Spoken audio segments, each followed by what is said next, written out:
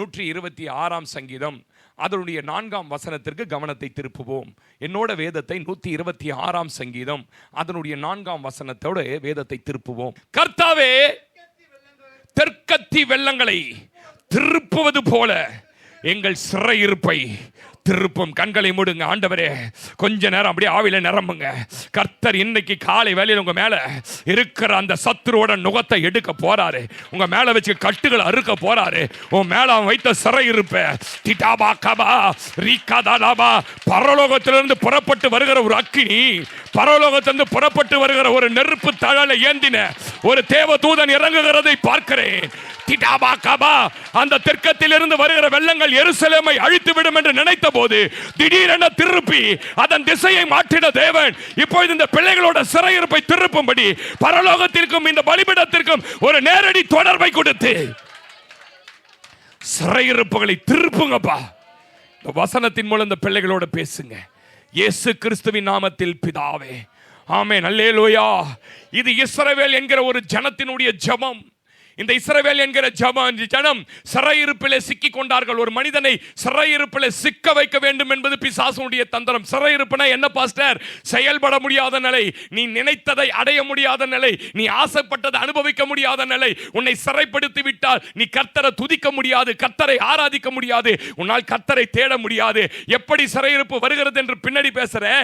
இந்த சிறையிருப்பு எப்படி வந்தது, இந்த சிறையிருப்பில் இவர்கள் என்ன அனுபவித்தார்கள் என்று சொல்ற என் சகோதரா, இந்த காலை வெள்ள கர்த்தர் பேசுறாரு. நீ எப்பேற்பட்ட சிறையிருப்பிலே வந்திருந்தாலும் இந்த சத்தத்தை உன் காதுகள் வழியாக கேட்கும் போதே ஆண்டவர் சொல்றாரு, நீ சிக்கி இருக்கிற அந்த சிறையிருப்பிலிருந்து இன்றைக்கு உன்னை பிரித்தெடுத்து உன்னை கொண்டு வருவேன். ஆமென் சொல்லுங்க. இந்த ஆண்டு உங்களுடைய ஜெபம் இதுவா இருக்கலாம். இந்த ஆண்டில் நீங்கள் ஜெபித்துக் கொண்டு இருக்கலாம். என் பிள்ளை சிக்கி இருக்கிற அந்த சிறையிருப்பு, என் கணவன் சிக்கி இருக்கிற அந்த சிறையிருப்பு, என் குடும்பம் சிக்கி இருக்கிற இந்த சிறையிருப்பிலிருந்து திருப்புங்க ஆண்டவரே என்று ஜெபித்துக் கொண்டு இருப்பீர்களானால் இன்னைக்கு ஆண்டவர் பேசுறாரு, என்னுடைய உன்னுடைய சிறையிருப்பை திருப்புகிற ஒரு தெய்வம் இந்த இடத்துல உலாவி கொண்டிருக்கிறான். ஹல்லேலூயா. நீங்க எப்பேற்பட்ட சிறையிருப்பில் இருந்தாலும் சரி, நான் சொல்றேன், வியாதி என்கிற சிறையிருப்பில் இருக்கலாம், பலவீனம் என்கிற சிறையிருப்பு, கடன் என்கிற சிறையிருப்பு, தனிமை என்கிற சிறையிருப்பு, ஏதோ ஒரு வகையில சிறையில சிக்கிக்கிட்டோம் பாஸ்டர், இன்னைக்கு கர்த்தர் விடுதலை ஆக்குவார். இன்னைக்கு நான் சொல்றேன், தீர்க்க தரிசனம் ரேமா பேசுகிற அளவு கர்த்தர் பலன் தந்திருக்கிறார். இந்த ஆண்டு கர்த்தர் மாற்றுவார். தேவனால் மாற்ற முடியாத சிறையிருப்பு என்று இந்த உலகத்தில் ஒன்றும் கிடையாது. எப்பேற்பட்ட சிறையிருப்பையும் மாற்ற என் இயேசு என்கிற ரட்சகர் ஒருவரால முடிய. நம்பி கையை தட்டி 2 நிமிஷம் சொல்லு, நான் சிக்கி இருக்கிற சிறையிருப்பு, என் கணவன் சிக்கி இருக்கிற சிறையிருப்பு. நீ கையை தட்டும் போதே கர்த்தர் இப்ப வீட்டில் இருக்கும் கணவன் மேல ஒரு அக்கினியை போடுறாரு, ஒரு அபிஷேகத்தை போடுறாரு. தேவனுடைய வல்லமை இறங்குது. அவர் டிவி என்ற அடிமையில சிக்கிட்டு இருக்கார், அவர் பீடி என்கிற அடிமையில சிக்கி இருக்கிறார். இப்ப கர்த்தர் சிறையிருப்பை முறித்து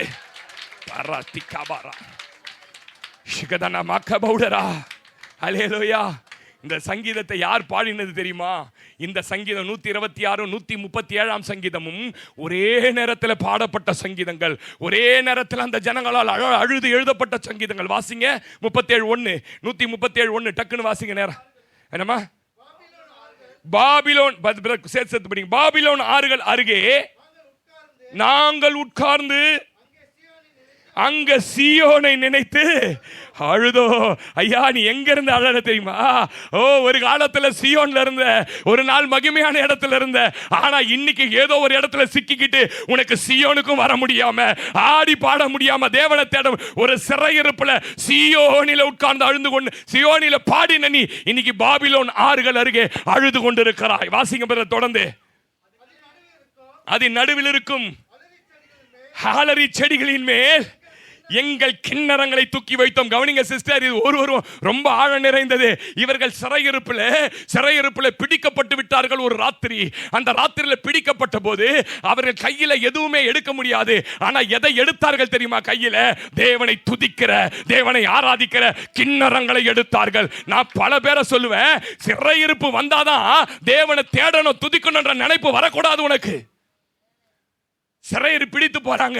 இவங்க எங்க தெரியுமா இருந்தவங்க? அத்தி மரத்தின் நிழலில, திராட்சை செடி நிழலில சுகமாய் குடியிருந்த ஜனம். ஐயோ, அவன் எவ்வளவு சுகமாய் இருக்கையில என்னை தேடாமல் போனானே, என்னை அவன் நினைக்காமல் போனானே, என் சமூகத்துக்கு வராம இன்னைக்கு எங்க தெரியுமா போயிட்டான்? பாபிலோன் ஆறு அருகே போனா அவன் நினைக்கிறான், இந்த தேசத்துல பயங்கரமா கத்தர் ஆள இல்ல, அங்க அலறி செடி இருக்கிறது, உன்னை அழிக்கிற செடி இருக்கிறது. அந்த அலரி செடி நடுவில் போய் உட்கார்ந்து இப்ப கைகள் விலங்காலப்பட்டு இருக்குது, கையில பார்த்தா கிண்ணற இருக்குது, ஆனா பசிக்குது. கையேந்துகிறான் யார் இடத்துல? பாபிலோன் ராஜா என்கிற அந்த பிசாசு கிட்ட கையேந்தரா. அவன் ஒரு ரொட்டி போடுறான். இப்ப ரொட்டியை வாங்கினா இந்த கிண்ணறத்தை தூக்கி ஒரு இடத்துல வைக்கணையா, இடம் தேடுறான். பார்த்தா அலரி செடி. சொல்றான், ஐயோ எவ்வளவு சுகமா வாழ்ந்துருந்தோம்ல, எவ்வளவு நல்லா இருந்தோம்ல. இன்னைக்கு இந்த அலரி செடி முட்கள் நிறைந்தது, நாற்றம் பிடித்தது. அலரி செடி பக்கத்தில் போயிருக்கீங்களா? நாத்து அடிக்கும். நீ எங்க இருந்த இஸ்ரவேலே? நீ எங்க இருந்த? அத்திமரத்தின் நிழலில் அல்லவா இருந்தாய். நீ திராட்சை தோட்டத்தின் நிழலில் சுகமாய் அல்லவா கூடியிருந்தாய். நீ எப்படி இந்த அலரி செடியின் அருகிலே வந்தால்? நாங்கள் கிண்ணறங்களை எங்கள் வீட்டிலே எடுக்க மறந்தோம். நாங்கள் எருசலேமின் ஆலயத்தில் கிண்ணறங்களை எடுக்க மறந்தோம். இன்றைக்கு பாபிலோன் ஆறு அருகே நாங்கள் எங்கே உட்கார்ந்து கொண்டிருக்கிறோம் தெரியுமா? அலரி செடிகளின் அருகே. தொடர்ந்து வாசிங்க பிரதர், வாசிங்க. எங்களை சிறைப்பிடித்தவர்கள் அங்கே எங்கள் பாடல்கள். ஆமென் சொல்லுங்க. நமக்குன்னு ஒரு பாட்டு இருக்குதுயா. சாவுல பாட ஒரு பாட்டு இருக்குது, கல்யாணத்துல பாட ஒரு பாட்டு இருக்குது, பிறந்தநாள் வீட்டில் பாட பாட்டு இருக்கு. எல்லாத்துக்கும் பாட்டை கொடுத்து வச்சிருக்கிறார். ஏன் தெரியுமா? பாடல்கள் மூலம் தேவன் மகிமைப்படுவார். கையை தட்டி சொல்லுங்களேன், என் பாடல்கள், என் வீட்டில் பாடுகிற பாடல்கள் என் தேவனை மகிமைப்படுத்தணும். நான் ஆராதிக்கிற ராஜாவை மகிமைப்படுத்தணும். என் தேவனுக்கு உயிர் கொடுக்கணும். ஆமென் சொல்லுங்க. எங்கள் பாடல்களை பாடும்படி சொன்னார்கள். எங்களை பாழாக்கினவர்கள். அவன் என்ன சூழ்நிலை இருக்கிறான்? மங்கள கீதத்தை விரும்பி சீயோனின் பாட்டுகளில் சிலதை எங்களுக்காக பாடுங்கள் என்று சொன்னார்கள். படிங்க. கர்த்தரின் பாட்டை அந்நிய தேசத்திலே நாங்கள் பாடுவது எப்படி? ஐயா, விபச்சாரம் வேசித்தனம் நிறைந்த பாபிலோனுக்குள்ளே கொண்டு வந்தப்பட்டிருக்கிறோம். எங்களை அடிமைப்படுத்திட்டாங்க. நான் என்னைக்கு அந்த பையனை நினைக்க ஆரம்பிச்சனோ அன்னையிலிருந்து கர்த்தரை பாடுறதை நிறுத்திட்டேன். என்னைக்கு என் ஆசை வேற மேல போச்சோ அன்னையிலிருந்து நான் பாடுறதை நிறுத்திட்டேன். அந்நிய தேசத்தில் சிறை பிடிக்கப்பட்டிருக்கிறேன். என்னால பார்க்க முடியல. ஐயா, யார் தெரியுமா இந்த ஜனம்? இவர்களை எப்படி தெரியுமா கர்த்தர் மீட்டார்? இந்த உலகத்திலேயே சொல்றேன், உலகம் கண்டிராத பெரிய ஜாதி. இவர்களை பார்த்தபோது ராஜாக்கள் பயந்தார்கள். இவர்களுடைய செய்தியை கேட்டபோது அக்கம் பக்கத்தில் இருந்த பட்டணங்களுடைய இருதயங்கள் எல்லாம் தண்ணீரை போல கரைந்து போனது. இவர்களுக்கு தெரியும், இந்த ஜனத்திற்காக கர்த்தர் செங்கடலை பிளந்தார். இந்த ஜனத்திற்காக யோர்தானை பிறந்தார். பெரிய பெரிய மதில்களை இடித்தார். இவர்கள் பகலிலே நடந்தால் இவர்கள் தேவன் மேலே வெளிச்ச நிழலாய் வருகிறார். இரவிலே நடந்தா வெளிச்சமா வராரு. இவர்களுக்கு முன்பாக சீகு நிற்க முடியல, ஓக் ராஜா நிற்க முடியல, சீகோ நிற்க முடியல. பலத்த ராஜாக்களை அழித்த ஜாதி. தேவனை இவ்வளவு சமீபமாய் பெற்றிருக்கிற இந்த ஜாதி போல வேற ஜாதி இல்லை. இப்படி பெயர் எடுத்தவர்கள், இப்படி அடுத்தவர்களை பயமுறுத்தினவர்கள், இவ்வளவு பெரியவர்களாய் இருந்தவர்கள், இவருக்காக அங்கே இருந்த 7 அரக்க ஜாதிகளை துரத்தி இவர்கள் கட்டாத வீடுகளை, நாட்டாத தோட்டங்களை, தோண்டாத கிணறுகளிலே தண்ணீர் குடித்து ஆசீர்வாதமாய் வாழ்ந்து வந்த மக்கள் இன்றைக்கு சிறை பிடிக்கப்பட்டு இருக்கிறாங்க. இன்றைக்கு சிறையிருப்பில் இருக்கிறாங்க. என்ன காரணம் பாஸ்டர்? சிறையிருப்பு எப்படி வருது? ஒரு குடும்பத்துக்கு எப்படி சிறையிருப்பு வருது? ஜான் பெனியன் என்கிற ஒரு தேவதாசன் மோட்ச பிரயாண புத்தகத்தை எழுதினவர் ஜெபித்துக் கொண்டிருக்கிறார். அவர் ஜெபித்துக் கொண்டிருக்கிற நேரத்தில் ஒரு தரிசனத்தை கர்த்தர் காண்பிக்கிறார். ஒரு பெரிய தரிசனம். அந்த தரிசனத்திலே ஒரு வீட்டுக்குள்ளே கணவன் மனைவி பிள்ளைகளாய் குடும்பமாய் அழகாய் கர்த்தரை ஆராதித்து ஆவின் அபிஷேகத்தில் அந்நிய பாஷையில பேசி துதித்துக் கொண்டிருக்கிறார்கள், பாடிக்கொண்டிருக்கிறார். அவர்கள் பக்கத்தில் தேவ தூதர்கள் உலாவுகிறார்கள். அவங்க வீடு முழுவதும் மகிமை. ஆனால் சுற்றி இருக்கிற அவருடைய சத்துருக்கள், எதிரிகள் வெளியே இருந்து அந்த வீட்டில் எரிந்து கொண்டிருக்கிற, சுற்றி எரியுது. சுற்றி அவர் பார்க்கிற தரிசனத்தில் அந்த வீட்டை சுற்றி பெரிய நெருப்பு எரியுது, திக்கு திக்குன்னு எரியுது, அக்கினி எரியுது. இவர்களை எப்படியாவது அணைத்து விட வேண்டும், இவர்களை எப்படியாவது கொன்று விட வேண்டும், இந்த விசுவாச வாழ்க்கை விட்டு அவர்களை திருப்பி விட வேண்டும் என்று சுற்றி நின்று ஒரு பெரிய எதிரியின் கூட்டம் தண்ணீர்களை மொண்டு மொண்டு மொண்டு மொண்டு அந்த வீட்டில் எரிந்து கொண்டிருக்கிற தீயை அணைக்க நினைக்கிறார்கள். ஆனால் அந்த தீ அணையவில்லை. ஒரு ஆமீன் சொல்லுங்க, ஒரு ஆமீன் சொல்லுங்க. எத்தனையோ அணைக்க முயற்சித்தும் அணைக்கல. அப்போ அவர் கேட்கிறார், ஜான் பெனியன் ஆண்டவரை பார்த்து கேட்கிறார், ஆண்டவரே, இவ்வளவு தண்ணீர்கள் ஊற்றப்படுகிறது, இவ்வளவு தண்ணீர்கள் ஊற்றப்பட்டாலும் இந்த நெருப்பு இந்த வீட்டை சுற்றி எரிகிற இந்த அக்கினி அணைக்க முடியலையே, எப்படி ஏன் அணைக்க முடியலன்னு கேட்டாரு. அப்போ ஆண்டவர் சொன்னாரா, நீ அவர்களை சுற்றி எரிந்து கொண்டிருக்கிற நெருப்புக்கு எங்கிருந்து எண்ணெய் வருகிறது என்று உன் தலையை உயர்த்தி பார் என்று சொன்னார். பரலோகத்தில் இருந்து சகோதர கையை தட்டி சொல்லு, உன் வீட்டு மேல எரிந்து கொண்டிருக்கிற நெருப்பு எங்கிருந்து வருகிற நெருப்பு தெரியுமா? உனக்கு எங்க கையை இவ்வளவுதான் தட்டுவீங்களா? திட்டாபாக்காபா, உன் வீட்டு மேல கர்த்தருடைய எண்ணெய் என்கிற அக்கினி. ஓ புத்தி உள்ள கன்னிகையே, ஷிகாபாபாபாபாபாபா, திட்டாபாபாபாபா, உன் வீட்டை ஒருத்தர் தொட முடியாது, உன் பிள்ளைகளை ஒருத்தர் தொட முடியாது, எரிந்து கொண்டிருக்கிற உன்னை ஒருவரும் அணைக்க முடியாது. காரணம் தெரியுமா? காரணம் தெரியுமா? உன் வீட்டுக்கு எங்க இருந்து எண்ணெய் வருது தெரியுமா? பரலோகத்தில் இருந்து. பரலோகத்தில்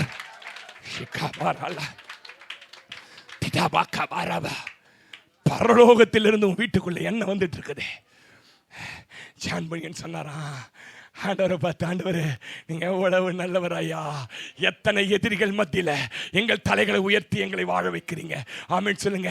ரட்சிக்கப்பட்ட மனிதன குடும்பத்தை ஆவியில் அனலாய் உள்ளவர்களை சத்துருவால சிறைப்பிடிக்க முடியாது என்று இந்த பலிபீடத்திலிருந்து நான் விசுவாச அறிக்கை எடுக்கிறேன். ஆமென் சொல்லுங்க. எரிந்து கொண்டிருக்கிற நெருப்பு பல கிலோமீட்டருக்கு முன்னே இருக்கும்னா, இங்கிருந்து சர்ப்பம் பார்க்கும், இங்கிருந்து சர்ப்பம் பார்க்கும், அது எரிகிற வரைக்கும் அந்த இடத்துக்கு என்னால் போக முடியாது. எத்தனை பேர் நம்புறீங்க? ஒரு ஆமென் சொல்லுங்க. ஐயா, சிறையிருப்பு ஏன் தெரியுமா வந்தது? ஏன் உன் கிண்ணறத்தை வீட்டில் எடுக்கல? ஏன் உன்னுடைய பாடல் துணி சத்தம் வீட்டில் கேட்கல? இன்னைக்கு எங்கிருந்து ஆராதிக்கிற தெரியுமா? பாபிலோன்ல போய் சொல்றான், என்னமோ பாட்டெல்லாம் பயங்கரமா பாடுவீங்களாமே, ரத்த கோட்டைக்குள்ள பாடுவீங்களாமே, நேசர் நீர் தான் பாடுவீங்களாமே, இங்க பாடுங்களேன். அழுவுறாயா? அந்நிய தேசத்துல போய் விபச்சாரம் நிறைந்த இடத்துல, வேசித்தனம் நிறைந்த இடத்துல என் தேவனுடைய பாடலை நான் பாடுவது எப்படி? சகோதரா, பாட வேண்டிய வயசுல பாடு, உபவாசம் போட வேண்டிய வயசுல உபவாசம் போடு, முழங்கால உன்னை நிக்க பலன் இருக்க வரைக்கும் முழங்கால போடு. ஒரு நாள் வரையும் இதெல்லாம் செய்ய முடியாம அப்ப கதறுவ, ஐயோ விட்டுட்டனே. ஊழியம் செய்ய வேண்டிய வயசுல ஊழியம் செய். ஊழியத்துக்கு வந்தா கர்த்தர் உன்னை பிச்சை எடுக்க விட மாட்டார், நீ ராஜாவா மாத்துவார். இந்த உலக எஜமானுக்கு வேலை செய்கிற உன்னை அவன் விட மாட்டானே. என் ராஜாதி ராஜா, நான் நம்பிக்கையோட சொல்றேன், ஒரு அநாதனா நான் சொல்றேன், நீங்க அவர்கிட்ட வந்தீங்கன்னா உன்னை உயர்த்துவார். ஆமென் சொல்லுங்க. அல்லேலூயா, அல்லேலூயா. எப்படி பாஸ்டர் இவங்க சிறையிருப்பு வந்தது? வாசிங்க 9ஆம் அதிகாரம் நெகேமியா 9ஆம் அதிகாரம் 19 வாசிங்க. நெகேமியா 9ஆம் அதிகாரம் 19 வாசிங்க. பிள்ளைங்க வாங்க, சத்தியமா வாசிங்க யாராவது ஒருத்தர்.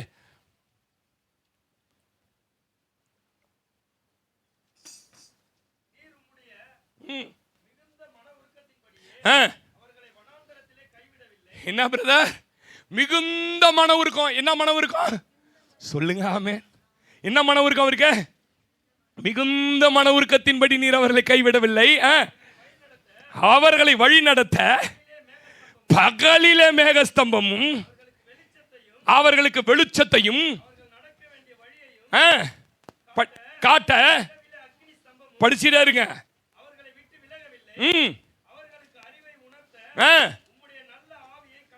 என்னெல்லாம் பண்றாரு பாருங்க. அறிவு உணர்த்த, நீ தவறான பாதையில போற, என்னை விட்டுட்டு போ, அறிவு உணர்த்தப்படும். எத்தனை பேர் நம்புறீங்க? ஒரு நாள் ஜெபிக்கலன்னா எத்தனை பேர் பரிதவிக்கிறீங்க? இப்போ 2-3 பேர் அல்லேலூயா சொல்லுது. ஆமென் சொல்லுங்க. உணர்வற்ற ஜனம். அதான் பேச போறேன். ஒரு நாள் ஜெபிக்கலாம் கூட பரிதவிக்கணும். 7 மணிக்கு எழுந்துட்டேன், பரவாயில்ல 9 மணி வரையும் ஜெபம் பண்ணு. ஜெபம் போனாலும் அமெரிக்கால நீங்க அதிகாலை ஜெபம் பண்ணிக்கிற, அங்க மத்தியானம் ஒருத்தன் ஜெபம் பண்ணிக்கிறான். ஜெபத்தை கேட்கிறவரே, நீ எப்ப ஜெபிச்சாலும் கேட்பார் பிரதர். நீ எப்ப ஜெபிச்சாலும் கேட்பார். நின்னுனே ஜெபம் பண்ணாலும் கேட்பார், நடந்துனே ஜெபம் பண்ணாலும் கேட்பார், படுத்துனே ஜெபம் பண்ணாலும் கேட்டார். ஆனா அவருக்கு கொடுக்க வேண்டிய ஒரு ரெஸ்பெக்ட் ஜெபம் ஒன்று இருக்குது. கலெக்டர் கிட்ட படுத்துக்கினே என்ன பண்ண மாட்டான், பேச மாட்டோம். உட்காந்துக்கினே என்ன பண்ண மாட்டோம், பேச மாட்டோம். அவங்க கிட்ட சேர்ல உட்காந்து பேசுவோம். இவர்கிட்ட முழங்கால நின்று பேசு. உன்னை உண்டாக்கினவர் அல்லவா, நம்மை உண்டாக்கின தேவனுக்கு முன்பாக பணிந்து குனிந்து முழங்கார் படியிட கடவோம் வாருங்கள். அவர் அறிவை உணர்த்துவார். வாசி தம்பி. அவருடைய வாய்க்கு என்ன பண்ணாரா? மன்னாவை அருளி அவருடைய தாகத்துக்கு தண்ணீர் கொடுத்து, இப்படி 40 வருஷமாக வனாந்தரத்திலே ஒன்றும் குறைபடாதபடிக்கு இந்த இந்த இந்த இஸ்ரவேல் ஜனத்தோட நீங்க ஒன்றிக்குங்க. இதுதான் நான் போட்டுக்கங்க, என் குடும்பம் இதுதான் போட்டுங்க. இன்னை வரைக்கும் அவரை நம்பி வந்த உன்னை ஒன்றும் குறைபடாதபடி கர்த்தர் உன்னை நடத்தி கொண்டிருக்கிறார். ஆமென் சொல்லுங்க. குறைபடாதபடி அவர்களை பராமரித்து வந்தீர். அப்படின்னா என்ன பிரதர்? கொஞ்சம் வெளுக்க ஆரம்பிச்சாலே சட்டை வெளுத்துச்சாமா? வெள்ளை சட்டை கூட வெளுக்கும். வெளுத்துச்சு. ஆமாங்க, கொஞ்சம் மஞ்சள் ஏறிட்டு யாருன்னா பாத்திரக்காரனு கொடுத்துருமா சொல்றமா இல்லையா? பழசாவே ஆவிட மாட்டாரியா, எல்லாம் புதுசா பீரோல இருக்குது. அவ்வளவுதான். ஆமீனா? ஒரு காலத்துல எப்படிப்பட்ட சட்டை பிரதர்? இன்னைக்கு பழசாவே போவாது. இதனுடைய வர்த்தத்தை நீங்க என்ன அவங்களுக்கு நினைச்சுக்கிறீங்க, நம்மளுக்கு. ஆமீன் சொல்லுங்க. அல்லேலூயா. கல்யாணத்துக்கு போறதுக்குன்னே பல புடவை வச்சிருக்கிறோம் புதுசா, பழசாவே போல. ஆமீன். பழத்தால வாசி டைம் ஆச்சு. அவர்கள் கால் வீங்கவும் இல்லை. கிட்னி நல்லா இருக்குது. கிட்னி நல்லா இருந்தா என்ன? கிட்னி நல்லா இருந்தா என்ன? அவன் காலு, உன் கிட்னி நல்லா இருக்குது. ஆமீன் சொல்லுங்க. வாசி தம்பி. அவர்களுக்கு ராஜ்யங்களையும் ஜனங்களையும் ஒப்பு கொடுத்து அவைகளை எல்லை எல்லையாக அவர்களுக்கு பங்கிட்டீர். எஸ்போனின் ராஜாவாகிய சீகோனின் தேசத்தையும் பாசானின் ராஜாவாகிய ஓகின் தேசத்தையும் கட்டி கொண்டார்கள். அவர்கள் பிள்ளைகள் வானத்து நட்சத்திரங்களை பெருக பண்ணி சுதந்திரித்துக் கொள்ளும்படி நீர் அவர் பிதாக்களுக்கு சொன்ன தேசத்திலே அவர்களை அழைத்து வந்து அப்படியே பிள்ளைகள் உட்பிரவேசித்து தேசத்தை சுதந்திரித்துக் கொண்டார்கள். நீர் அவர்களுக்கு முன்பாக தேசத்தின் குடிகளாகிய கானானிலே தாத்தி அவர்களையும் அவர் ராஜாக்களையும் தேசத்தின் ஜனங்களையும் தங்கள் இஷ்டப்படி செய்ய அவர்களை ஒப்பு கொடுத்தீர். அவர்கள் அரணான பட்டணங்களையும் செழுமையான பூமியும் கட்டி கொண்டு சகலவித உடைமை நிறைந்த வீடுகளையும் வெட்டப்பட்ட துறவுகளையும் ஏராளமான திராட்சை தோட்டங்களையும் ஏராளமான திராட்சை ஒலிவத் தோப்புகளையும் கனி கொடுக்கும் விருட்சங்களையும் சுதந்திரித்துக் கொண்டு புசித்து திருப்தியாகி கொழுத்து. ஆமேன் சொல்லுங்க. கொழுத்து. இந்நேரம் கிராமமா தான் நிறைய வந்திருக்கோம். உங்ககிட்ட அப்படிலாம் பேச முடியாது. கொழுப்பு எங்க தொங்குதிப்பா? கல்யாணம் பண்ணு வரும்போது எப்படி வந்தீங்க? கல்யாணம் போட்ட பாத்துக்கிறீங்களா? எடுத்து பாருங்க. இப்போ எங்க தொங்குது? இங்கே தொங்குது, இங்கே தொங்குது. அந்த கொழுப்பேறி தான் பேசுகிறோம். என்ன பேசுகிறான்? அவங்க அப்படியாமே, இவங்க அப்படியாமே. கொழுப்பு நிறைய வந்தவங்க நிறைய பேசுவாங்க. சொல்லுங்க ஆமென். கொழுத்து உம்முடைய பெரிய தயையினால் எப்படி வாழ்ந்தாங்களா? செல்வமாய் வாழ்ந்தார்கள். நான் இப்படி சொல்றேன், ஏழையா இருக்கும்போது அதிகமாய் கர்த்தரை தேடினோம், தேட வேண்டும். செல்வமாய் வாழும்போது அதை விட அதிகமாய் தேட வேண்டும். சொல்லுங்க ஆமே. அல்லேலூயா. நீ எம்ப்ளாயா, ஒரு சாதாரண ஒரு எம்ப்ளாயா, ஒரு சாதாரண எம்ப்ளாய் மிஷின் ஓட்டுறவனா இருந்த வரைக்கும் உன் வேலையை மாத்திரம் பார்த்துருக்கலாம். உன்னை இப்போ அந்த உண்மையை பார்த்து உன்னை மேனேஜரா மாத்திட்டாரு. நீ அப்ப செஞ்ச மாதிரி வேலை செய்யக்கூடாது. இப்போ அதிகமான பொறுப்புகள் வந்துடுச்சு. அதிகமாய் நீ ஜெபிக்க வேணும், அதிகமா தேவனை தேடணும். செல்வமாய் வாழ்ந்தார்கள். ஆனா இவங்க என்ன பண்ணாங்களாம் பிரதர்?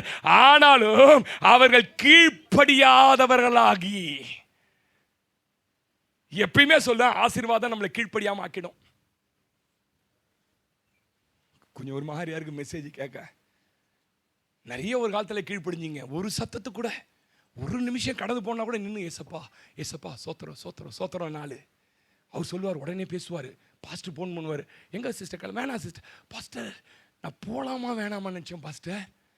அப்படியே கர்த்தர் உங்களை கொண்டு பேசிட்டாரு. என் அனுபவத்தை சொல்றேன்.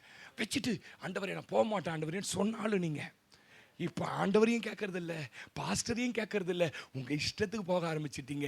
கீழ்ப்படியாதவர்களாகி அமலேக்கினுடைய எல்லா முதற்தலமான அழிச்சு போட்டுறா. சவுலே நீ எங்கிருந்து? அற்பமான குடும்பத்திலிருந்து எடுக்கப்பட்டாய் அல்லவா? இவன் பரலோகத்துக்கு போகிற ஜனங்களை கானான் தேசத்துக்கு போகிற ஜனங்களை தடுத்தவன். உன் மாம்சமாகி அமலேக்கு அழிச்சிடுறா அப்படின்னு சொன்னா அவனுக்கு பிடிச்சதெல்லாம் உள்ள வச்சுக்கின்னு உதவாததெல்லாம் அழிச்சதை போல கர்த்தர்கிட்ட காட்டுறான். கீழ்ப்படியாதவனா மாறிட்டான். சகோதரி, முதல்ல வாழ்க்கையில ஆண்டவர் வெறுக்கிற ஒரு இடம் என்ன தெரியுமா? உங்ககிட்ட உன்னுடைய கீழ்ப்படியாமை அவர் அருவருக்கிறார். அவர் பேசுகிற சத்தத்துக்கு காதை நீ அடைத்துக் கொள்ளும் போது அருவருக்கிறார். இன்னைக்கு என்ன பேசுறா தெரியுமா? உங்ககிட்ட இவ்வளவு செல்வமாய், இவ்வளவு ஆசீர்வாதமாய் 3 வேளை சாப்பாடு சாப்பிட்ற, படுத்துக்கு ஒரு இடம் கொடுத்துருக்கிறேன், நீ சம்பாதிக்க ஒரு வேலை கொடுத்துருக்கிறேன், உனக்கு ஆரோக்கியமா வச்சிருக்கிறேன், நீ யாரிடத்துல கையேந்தல, நீ எங்கேயும் பிச்சை எடுக்கல. உன்னை பார்க்கறவங்க சொல்றாங்க கஷ்டப்படுறாங்க, ஆனா நல்லா இருக்கிறாங்க. சொல்லுங்க ஆமீன் சொல்லுங்க. யாருக்கிட்டையும் வந்து நிக்கல, உன்னை நல்லா வாழ வச்சிருக்கிறார். உன்கிட்ட தேவன் எதிர்பார்க்க என்ன தெரியுமா? உன் பலியை அல்ல, உன் காணிக்கையை அல்ல, கீழ்ப்படிதலை எதிர்பார்க்கிறார். சொல்லுங்க ஆமீன் சொல்லுங்க. கீழ்ப்படியறதை எதிர்பார்க்கிறார். அவங்க முதல்ல செஞ்ச வேலை என்ன தெரியுமா? கீழ்ப்படிதவர்களாகி வாசிப்பா உமக்கு விரோதமாய் ரெண்டாவது என்ன பண்றாங்க தெரியுமா? கவுனிங்க, நல்ல ஆசீர்வாதமா வீட்டில் உட்காந்து புருஷன் சோர்த்தின்னு போடுற சோத்தை தின்னு உட்காந்துக்கிற ஆளு யாருக்கு எங்க கலகம் பண்ணலான்னு பார்க்கும். என்ன பண்ணலாம்? கலகம். போன் எடுத்து கலகம் பண்ணலாமா? அப்படி சொன்னாரே, இப்படி சொன்னாரு, யாரை பத்தி சொல்லியிருப்பாரு பாஸ்டரு? நீ சொல்லுவ, எனக்கு அப்படி தோணலையே, அவர் ஆவியில பேசினாரு. இல்ல இல்ல, நீ நினைக்கிற ஆவியில பேசினாரு, ஆவியில பேசல. சொல்ல நேரம் அவர் ஆவியில பேச மாட்டாரு. உனக்கு தெரியாது, எனக்கு தெரியும் அவரை பத்தி. ஆமா, நான் பிறந்ததுல இருந்து பாத்துங்க 50 வருஷமா. என்ன நீ சொன்னது யாருக்கு தெரியுமா? சித்தராக தான் சொன்னாரு. உங்களுக்கு தெரியாது அதெல்லாம். ஒரு நாள் சித்தராக வீட்டு கூட்டத்தில் பார்த்து சொன்னது யார் தெரியுமா? உன்னதான். என்ன வேலை? உங்களை யாரையும் சொல்லலை, இவங்களை சொல்லின்னு இருக்கிறேன். ஒரு வேளை அது உங்களுக்கு நேராக குத்துச்சுன்னா நான் ஒன்றும் பண்ண முடியாது. அவர் பேசுறாரு, கீழ்ப்படிஞ்சிரு. ஆமேன்னு சொல்லுங்க. இந்த திமிரத்து போய் வீட்லேயே உட்காந்துக்கிட்டு பார்த்தீங்களா, தோத்திரம் பண்ணாமல், பாட்டு பாடாமல், ஜபம் பண்ணாமல், வேலையே என்னன்னா அந்த போனை தள்ளிக்கினே இருக்கும். யாருக்கு போடலாம் ஃபோன் இன்னைக்கு? எங்கள் கிராமத்தில் அது மாதிரி இருக்குதுங்க சில கேஸுங்க. கலகம் பண்ணுற வேலை இவங்களா. நான் பின்னாடி பேசுகிறேன், வாசி தம்பி, நேரம் ஆச்சு, வாசி. உம்முடைய நியாய பிரமாணத்தை என்ன பிரதர்? முதல்ல கீழ்ப்படியில, ரெண்டாவது கலகம், மூணாவது இந்த பைபிளை தூக்கி எங்க போட்டான்? எங்க போட்டான்? எங்க இருந்தது அது இதுக்கு முன்னாடி? எது உள்ள? இருதயத்தில் எழுதி வைத்துக்கொள். இங்கே இருந்தது இப்ப எங்க வந்துடுச்சுன்னா வெளியே வந்துடுச்சு. எப்படா போகும்போது சர்ச்சி சவுத்துல எழுதிக்கிறப்ப, என்னை விட்டு விலகுவதில்லை, விட்டு விலகுவதில்லை, போவதில்லை, என் கூட இருக்கிற போறது. இது எங்க வந்துச்சுன்னு கேட்டீங்கன்னா புறம்பே வந்து விட்டது. போயிடுச்சு. பைபிள்ல இருந்த வசனம் எல்லாம் போயிடுச்சு. ஏன் போச்சு? செல்வமான வீடு. எப்படி? கொழுப்பு ஏறிச்சு. டாக்டர் சொல்றான், HDL உங்களுக்கு கொஞ்சம் அதிகமா இருக்குது சிஸ்டர், கொஞ்சம் என்ன பண்ணுங்க, ஃப்ரை ஐட்டத்தை சொல்றான் டாக்டர். இப்ப கொழுப்பு அதிகமான உடனே கீழ்ப்படியாம வந்துடுச்சு. அப்புறம் என்ன வந்துடுச்சு? கலகம் பண்ற புத்தி வந்துடுச்சு. அப்புறம் என்ன வந்துடுச்சு? வாசனைலாம் ஒண்ணும் கிடையாதுங்க, சொன்னாங்க. அது தூக்கி புறம்பே போட்டுட்டு வாசிங்க தம்பி. தங்களை உம்மிடத்தில் திரும்பும்படி திடசாட்சியாய் கடிந்து கொண்ட உம்முடைய தீர்க்கதரிசிகளை எப்போ கொல்ல போறீங்கன்னு தெரியல. வீட்டுக்கு சாப்பாடு கூப்பிட்டா இனிமே முதல்ல ராஜனை சாப்பிட விட்டு தான் நான் சாப்பிடுவேன். ராஜா மாதிரி மாறிடணும். ஏன்னா பல பேருக்கு என் மேல கோவங்குது. என்ன கோவங்குது? இந்த ஆள் மூஞ்சிக்கு நேரா பேசுறேன். நான் ஏன் மூஞ்சிக்கு நேரா பேசுறேன்? உன்னை கத்தர் காப்பாத்துவார் மகனே. கத்தர் அவங்கள காப்பாத்துவார். பயமா இருக்குது எனக்கு சில நேரத்தில். ஆண்டவரே, நான் உம்முடைய வார்த்தையை இவ்வளவு நல்லா இருக்கிறாங்கன்னு சொல்றான். தீர்க்கதரிசி அனுப்புறாரு. ஆண்டவர், எப்பா இந்த ஆசீர்வாதம் வந்ததுக்கெல்லாம் காரணம் ஆண்டவர்ரா, அவரை விட்டுறாதரா. எருசலேம் போய் பாடுறா, காலியா இருக்குதுடா. சர்ச்சை பாடுறா, காலியா இருக்குதுடா. யாருமே இல்லடா, யாருமே இல்ல, போங்கன்றான் பாருங்க. ஏய், சும்மா எப்ப பாரு சர்ச்சை, எப்ப பாரு எருசலேம், சும்மா கல்லேறான். அந்த தீர்க்கதரிசி மேல அடிச்சே கொண்டு போடுறான். திட்டசாட்சியாய் கடிந்து கொண்ட தீர்க்கதரிசிகளை என்ன பண்ணாங்களா? அப்படின்னா என்ன பாஸ்டர்? இப்போ எழுத்தின்படி சொல்லுங்க பாரு. இப்போ கொள்றது இல்ல, பாஸ்டர் பத்தியே 10 பேர்கிட்ட குறை சொல்றது.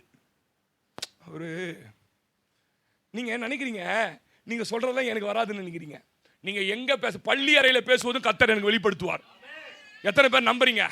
என்னோட ரொம்ப நெருக்கமா இருக்கிற ஆளுக்கு தெரியும், என்னோட ரொம்ப நெருக்கமா ஊழியத்தில் இருக்கவங்களுக்கு தெரியும். எப்படி பாஸ்டர் இதை கண்டுபிடிச்சிங்க? எப்படி இப்போ எங்களுக்கு ஃபோன் பண்ணீங்கன்னு நான் சொல்றேன். எனக்கு ஒரு தெய்வம் இருக்கிறார், அவர் மேலே இருந்து ஆமேன்னு சொல்லுங்க.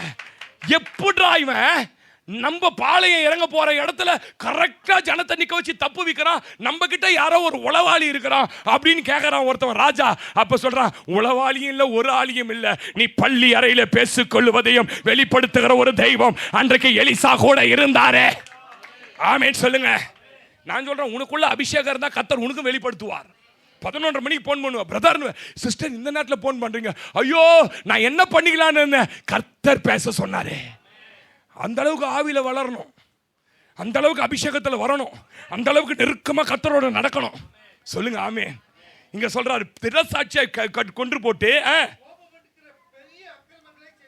கோபமூட்டுகிற பெரிய அக்கிரமங்களை செய்தார். டைம் 28 வாசிக்கிறேன். அவர்களுக்கு இளைப்பாறுதல் உண்டான போதோ உமக்கு முன்பாக மறுபடியும் பொல்லாப்பு செய்ய தொடங்கினார்கள்.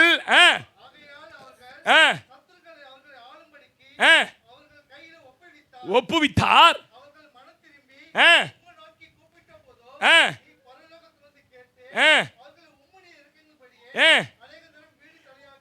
அநேக தரம் விடுதலையாக்கி விட்டார். 30ஆம் வசனம் வாசிங்க. நீர் அநேக வருஷமாய் அவர்கள் மேல் எப்படி இருந்தார் பிரதர்? பிரதர் எடுத்தவன சிறையிருப்பு வரல பிரதர். எடுத்தவன பாபிலோன் அனுப்பல பிரதர். எடுத்தவன சிறையிருப்புல பிசாசு உன்னை பிடிக்க முடியாது பிரதர். உன் குடும்பத்தை முடிக்க முடியாது சிஸ்டர். இந்த செய்தி யாரோட பேசுறான்னு தெரியல. அநேக நாளாய் தேவன் உன்மேல் பொறுமையா இருக்கிறார். சொல்லுங்க ஆமென். அநேக நாட்களாய் தேவன் என்ன பண்றாரு? பொறுமையா இருந்து பொறுமையா இருந்து பொறுமையா இருந்து கடைசியில் இவர் கீழ்ப்படியாதவர்களாய் மாறி கேட்கிறாரு. எரேமியா போய் அழுகுறான். எரேமியா கவனிங்க. எரேமியா அழுகுறான். ஆண்டவரே, ஜனம் பிரித்தி நகரம் தனியாய் கிடக்கிறதே. ஐயோ, ஓடுற சத்தம், பிள்ளைங்க இந்த தெருவில் விளையாடுனதான் பார்த்தா அந்த இடம்லாம் கலக்குது. இப்படி இருக்குது ஆண்டவரே, இந்த ஜனத்தை அழிச்சிருவீரோ, கொஞ்சம் ஜனம் இதை விட்டுடுங்க ஆண்டவரேன்றான். அவர் சொல்றாரு, இந்த பட்டணத்தில் என்னை தேடுகிற யாராவது ஒரு ஆளை பார்த்துட்டீங்கன்னா, சர்ச்சுக்கு வர்றதுக்கு இன்ட்ரெஸ்ட் உள்ள ஒரு ஆளை நீ காண்பிச்சிட்டீங்கன்னா, ஒரு ஆளை காட்டுறா, இந்த பட்டணத்தை அழிக்க மாட்டேன்றார். 5:1 வாசிங்க. எரேமியா 5:1 வாசிங்க. எரேமியா 5:1 வாசிங்க. நியாயம் செய்கிற மனுஷனை கண்டுபிடிப்பீர்களா என்று, சத்தியத்தை தேடுகிறவன் உண்டா என்று எருசலேம் தெருகளில் திரிந்து பார்த்து விசாரித்து, என்னமா தெருவா தேடுங்க. சர்ச்சைக்கு நேரத்துக்கு வர வருகிறானா தேடு. ஆராதனை நடக்கும்போது வீட்டில் உட்காந்துக்கிறவன பாரு.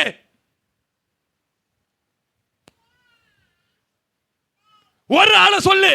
எரேமியா, என்ன தேட ஒரு ஆளை சொல்லிட்டா, இந்த பட்டணத்தை அழிக்க மாட்டேன், இவனை சிறையிருப்பு ஒப்பு கொடுக்க மாட்டேன், இவன் மேலே என் நியாய தண்டனை வரமாட்டேன். எவ்வளவு நான் பொறுமையா இருந்தேன் தெரியுமா? ஆண்டவர் கேட்கிறார், ஒரு ஆளை காமிச்சினா நான் இந்த பட்டணத்துக்கு சிறையிருப்பை அனுமதிக்க மாட்டேன். என் வாலிப தம்பி, என் சகோதரா, நீ ஏதாவது சிறையிருப்பில் போய் சிக்கிடாத. உன் மேல தேவன் ரொம்ப பொறுமையா இருக்கிறார். உங்க அம்மாக்காக உன்னை பார்க்கிறார். உங்க அம்மா ரொம்ப பிடிக்கும் ஆண்டவருக்கு. நாவில வார்த்தையை திருப்பறதுனால பேச உங்க அம்மாவை ரொம்ப பிடிக்கும் ஆண்டவருக்கு. அது நிமித்தம் பொறுமையா இருக்கிறார். உன் மேட்டல உன்னை காட்டி கொடுக்க அவருக்கு 10 நிமிஷம் ஆகும். உன் பாஸ்டருக்கு சொப்பனத்தில் உன்னை குறித்து வெளிப்படுத்த 1 நிமிஷம் ஆகும். ஆனா ஏன் தெரியுமா வெளிப்படுத்தாம இருக்கிறாரு? ரொம்ப பொறுமையா இருக்கிறார். ரொம்ப பொறுமையா இருக்கிறார். மகளே, நீ அந்தரங்கத்தில் செய்கிற எல்லாவற்றையும் பார்த்து கொண்டு கொஞ்சம் பொறுமையா இருக்கிறார். அநேக தரம் உன் மேல பொறுமையா இருக்கிறார். இங்க சொல்றார், ஒரு ஆளை காட்டியா, ஒரு ஆளை காட்டு. ஐயா, நான் அடிக்கடி சொல்லுவேன், இந்த ஆண்டவர் இந்த ஜனத்துக்கு எவ்வளோ நன்மை செஞ்சிருக்கான்னு கேட்டிங்கன்னா, கொஞ்சம் நஞ்ச நன்மை இல்லையா, கொஞ்சம் நஞ்ச நன்மை இல்லையா. இவன் தாயா சர்ச்சைக்கு போக மாட்டான், இவன் தாயா தேவனை தேட மாட்டான். எருசலேமில் கட்டப்பட்டிருக்க தேவாலயத்துக்கு வந்து கிண்ணறங்களை எடுத்து பாடுவதற்கு ஆட்கள் இல்லையா. என்னாச்சு தெரியுமா? எல்லாரும் தேவனை விட்டு போயிட்டாங்க ஐயா. இந்த ஜனத்தை எங்கெல்லாம் நடத்தினார் தெரியுமா? ஒரு 4-5 ரெஃபரன்ஸ் கொடுக்குறேன், நீங்கள் எழுதிக்கிங்க. எசேக்கியேல் 16ஆம் அதிகாரம் 5-6 வசனங்களிலே இந்த ஜனத்துக்கு அவர் உயிர் கொடுத்தார். அதே எசேக்கியேல் 16ஆம் அதிகாரம் 8ஆம் வசனத்தில் அவர்களுக்கு உடை கொடுத்தார். உடை என்றால் ரட்சிப்பை கொடுத்தார். உபாகமம் 1:31 எடுத்து வாசித்து பாருங்க. தோளின் மேல் இவர்களை சுமந்தார், இவர்களை தோளின் மேல் சுமந்தார். ஓசியா 11:3 வாசி பாருங்க. நடக்க சொல்லி கொடுத்தார். எப்படி நடக்கணும், எப்படி பேசணும், எப்படி நீ பர்சனாலிட்டியா இருக்கணும்னு நடக்க சொல்லி கொடுத்தார். உபாகமம் 32:10 வாசிச்சு பாருங்க. சத்துரு தொடாதபடி கண்மணி போல இவர்களை பாதுகாத்துக் கொண்டார். அப்போஸ்தலர் 13:18 வாசித்து பாருங்க. அவர் ஆகாரம் தந்து ஆதரித்து நடத்தினார். யாத்திராகமம் 19:6 வாசிச்சு பாருங்க. ராஜாவாக்கினார். ஐயா, இந்த ஜனத்துக்காக இப்படி செஞ்சிருக்கிறார். ஐயா, என்னென்ன செஞ்சாரா? உயிர் கொடுத்தார், உடை கொடுத்தார், தோளில் சுமந்தார், நடக்க சொல்லி கொடுத்தார், சத்துரு தொடாதபடி கண்மணி போல ஆதரித்தார், ராஜாவாக்கினார். நான் அடிக்கடி சொல்லுவேன், கவனிங்க. ஒரே ஒரு புடி களிமண் இருக்குல்ல, ஒரே ஒரு படி களிமண் இருக்குதுல்ல, அந்த களிமண்ணை எடுத்து ராஜாவாய் மாற்ற கையை தட்டி சொல்லுங்க, ராஜாவாக்க கர்த்தரால முடியும். பெரிய ராஜ்யம் என்று நினைத்து கொண்டிருக்கிறவன ஒரே நிமிஷத்துல களிமண்ணா மாத்த என் தேவனால முடியும். 24 மாத்துவாரு. களிமண் அவனை மாத்துவார். ஆமென் சொல்லுங்க.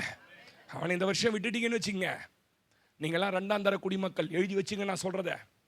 ரேஷன் கார்டு கிடையாது, கரண்ட் கிடையாது, எதுவும் கிடையாது. உங்களுக்கு எதுவுமே மானியத்தில் கிடையாது. 2ஆம் தர குடிமக்கள். கதறி எழு. ஃபோன் பண்ணி சொல்லியிருக்கிறாங்க, இந்த பகுதிக்கு நீங்கள் தான் பாஸ்டர் 1ஆம் தேதி நைட்டு இந்தியா முழுக்க ப்ரேயர் நெட்வொர்க் எடுக்கிறாங்க, நீங்கள் தான் நடத்தணும் பாஸ்டர்னு எனக்கு கேட்டிருக்கிறாங்க. நமக்கு ஃபினான்ஷியல் சரியாக இல்லாதனால ஒரு மண்டபம் எடுத்து ஒரு 10 சபையை கூட்டி நடத்துங்க பாஸ்டர்னு இருக்கிறாங்க. ஜெபிங்க சிஸ்டர். இவ்வளோ பெரிய ராஜ்யம் நினைக்கிறான், அவனை களிமண்ணா கர்த்தர் மாற்றுவார். இந்த களிமண்களை எடுத்து என்ன பண்ணார்? இவ்வளோ காரியத்தை கர்த்தர் செய்தார். ஆமென் சொல்லுங்களேன். அல்லேலூயா. அதை தான் அப்போஸ்தலர் 13ஆம் அதிகாரம் 16லேருந்து 23 இவர்களுக்கு என்ன நடந்ததுன்னு பவுல் அப்போஸ்தலன் அந்த அந்த அந்த அருமையான மக்கதோனியா சபையில் போய் சொல்கிறாரு. அங்கே போய் சொல்கிறாரு, அந்தியோகியா சபையில் சொல்கிறாரு, இவர்களை இப்படிலாம் நடத்தினாங்க, இப்படிலாம் ஆசீர்வதிச்சார் ஆண்டவர், ஆனால் அவங்க ஆண்டவரை விட்டுட்டாங்களே என்று அந்த இடத்துல அன்பளிக்கிறார். கவனிங்க, எப்படி கஷ்டப்பட்டு ஒரு மனிதனை கர்த்தர் உருவாக்குகிறார். பவுல் ரொம்ப விவரமாக எழுதுறார். நான் சொல்றேன், நம்மை உருவாக்க அவர் படுகிற பிரயாசம் கொஞ்சம் அல்ல. எத்தனை பேர் ஆமென் சொல்றீங்க? உண்மையிலே நான் சொல்லட்டுமா, நான் தேவனை அறிவதற்கு முன்பாக வரைக்கும் ஒரு களிமண். நான் மண்ணு கூட கொஞ்சம் அது கூட கிடையாது. நான் ஒரு மனிதனை எவ்வளவு கஷ்டப்பட்டு உருவாக்குறார் தெரியுமா? அவனை பாட வைக்கிறார். சொல்லுவாங்க தம்பிங்களாம், ஏன்னா 10 வருஷமா என் பிரசங்கம் கேட்குறவங்க இருக்கிறாங்க, பாஸ்டர் முந்தியெல்லாம் உங்களுக்கு பாட்டே பாட தெரியாத பாஸ்டர், இப்போ எப்படி பாஸ்டர் பாடுறீங்க?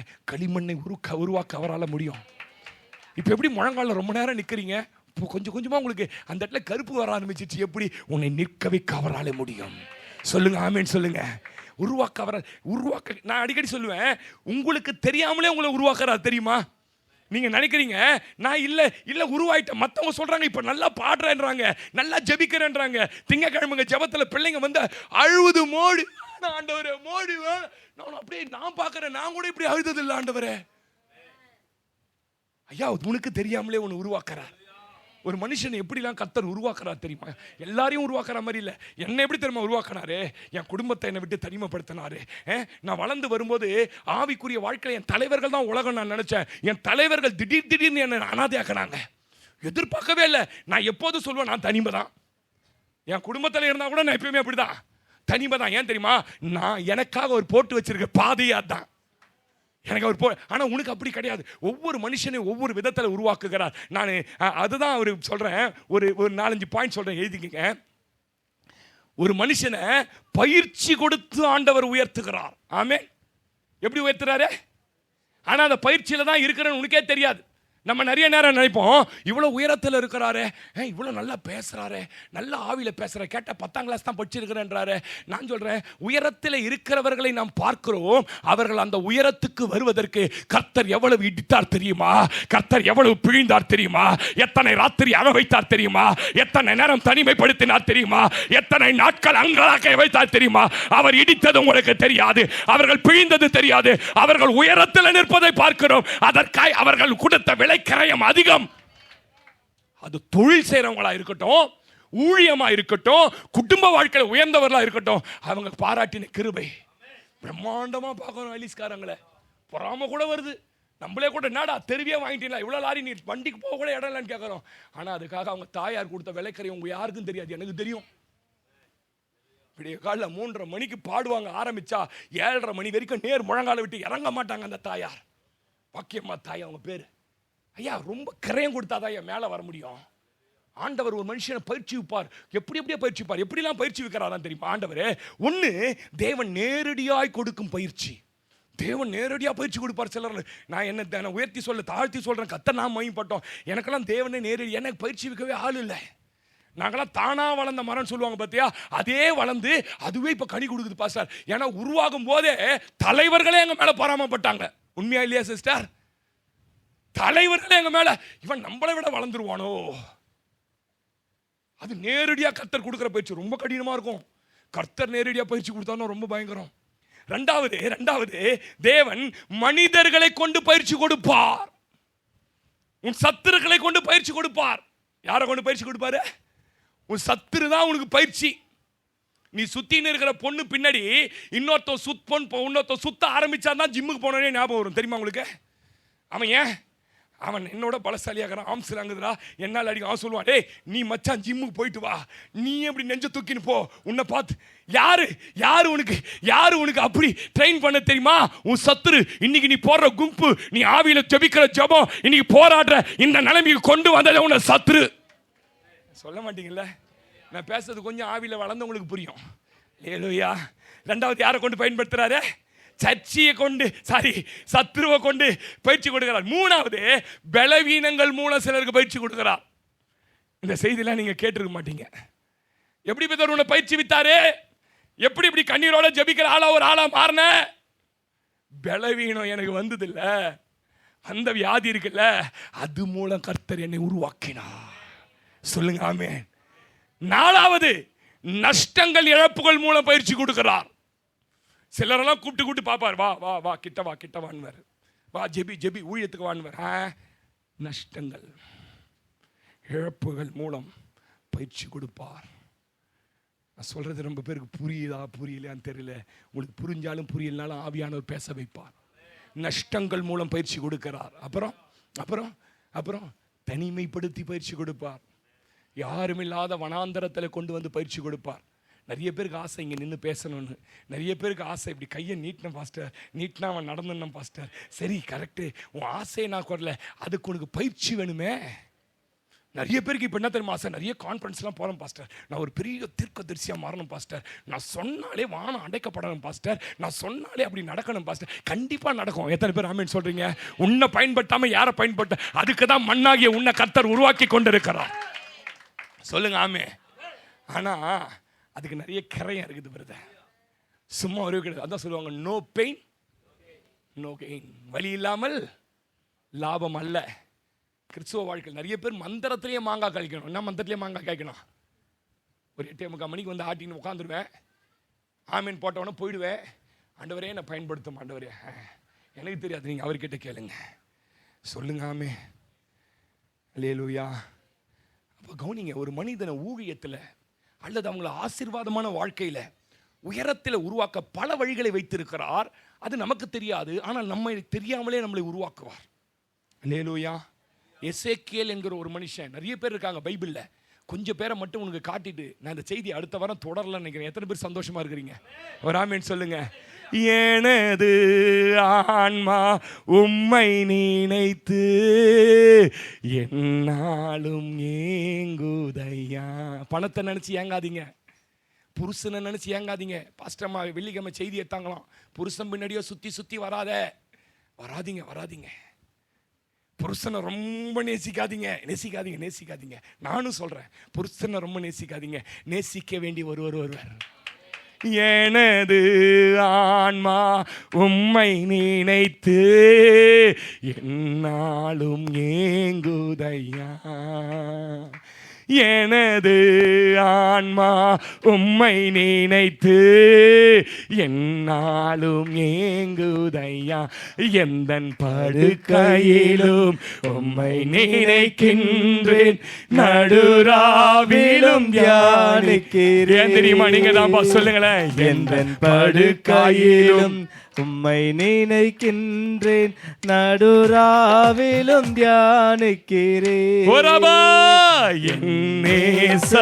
நீதானையா, நேசிக்கின்றேன் உம்மை தானையா.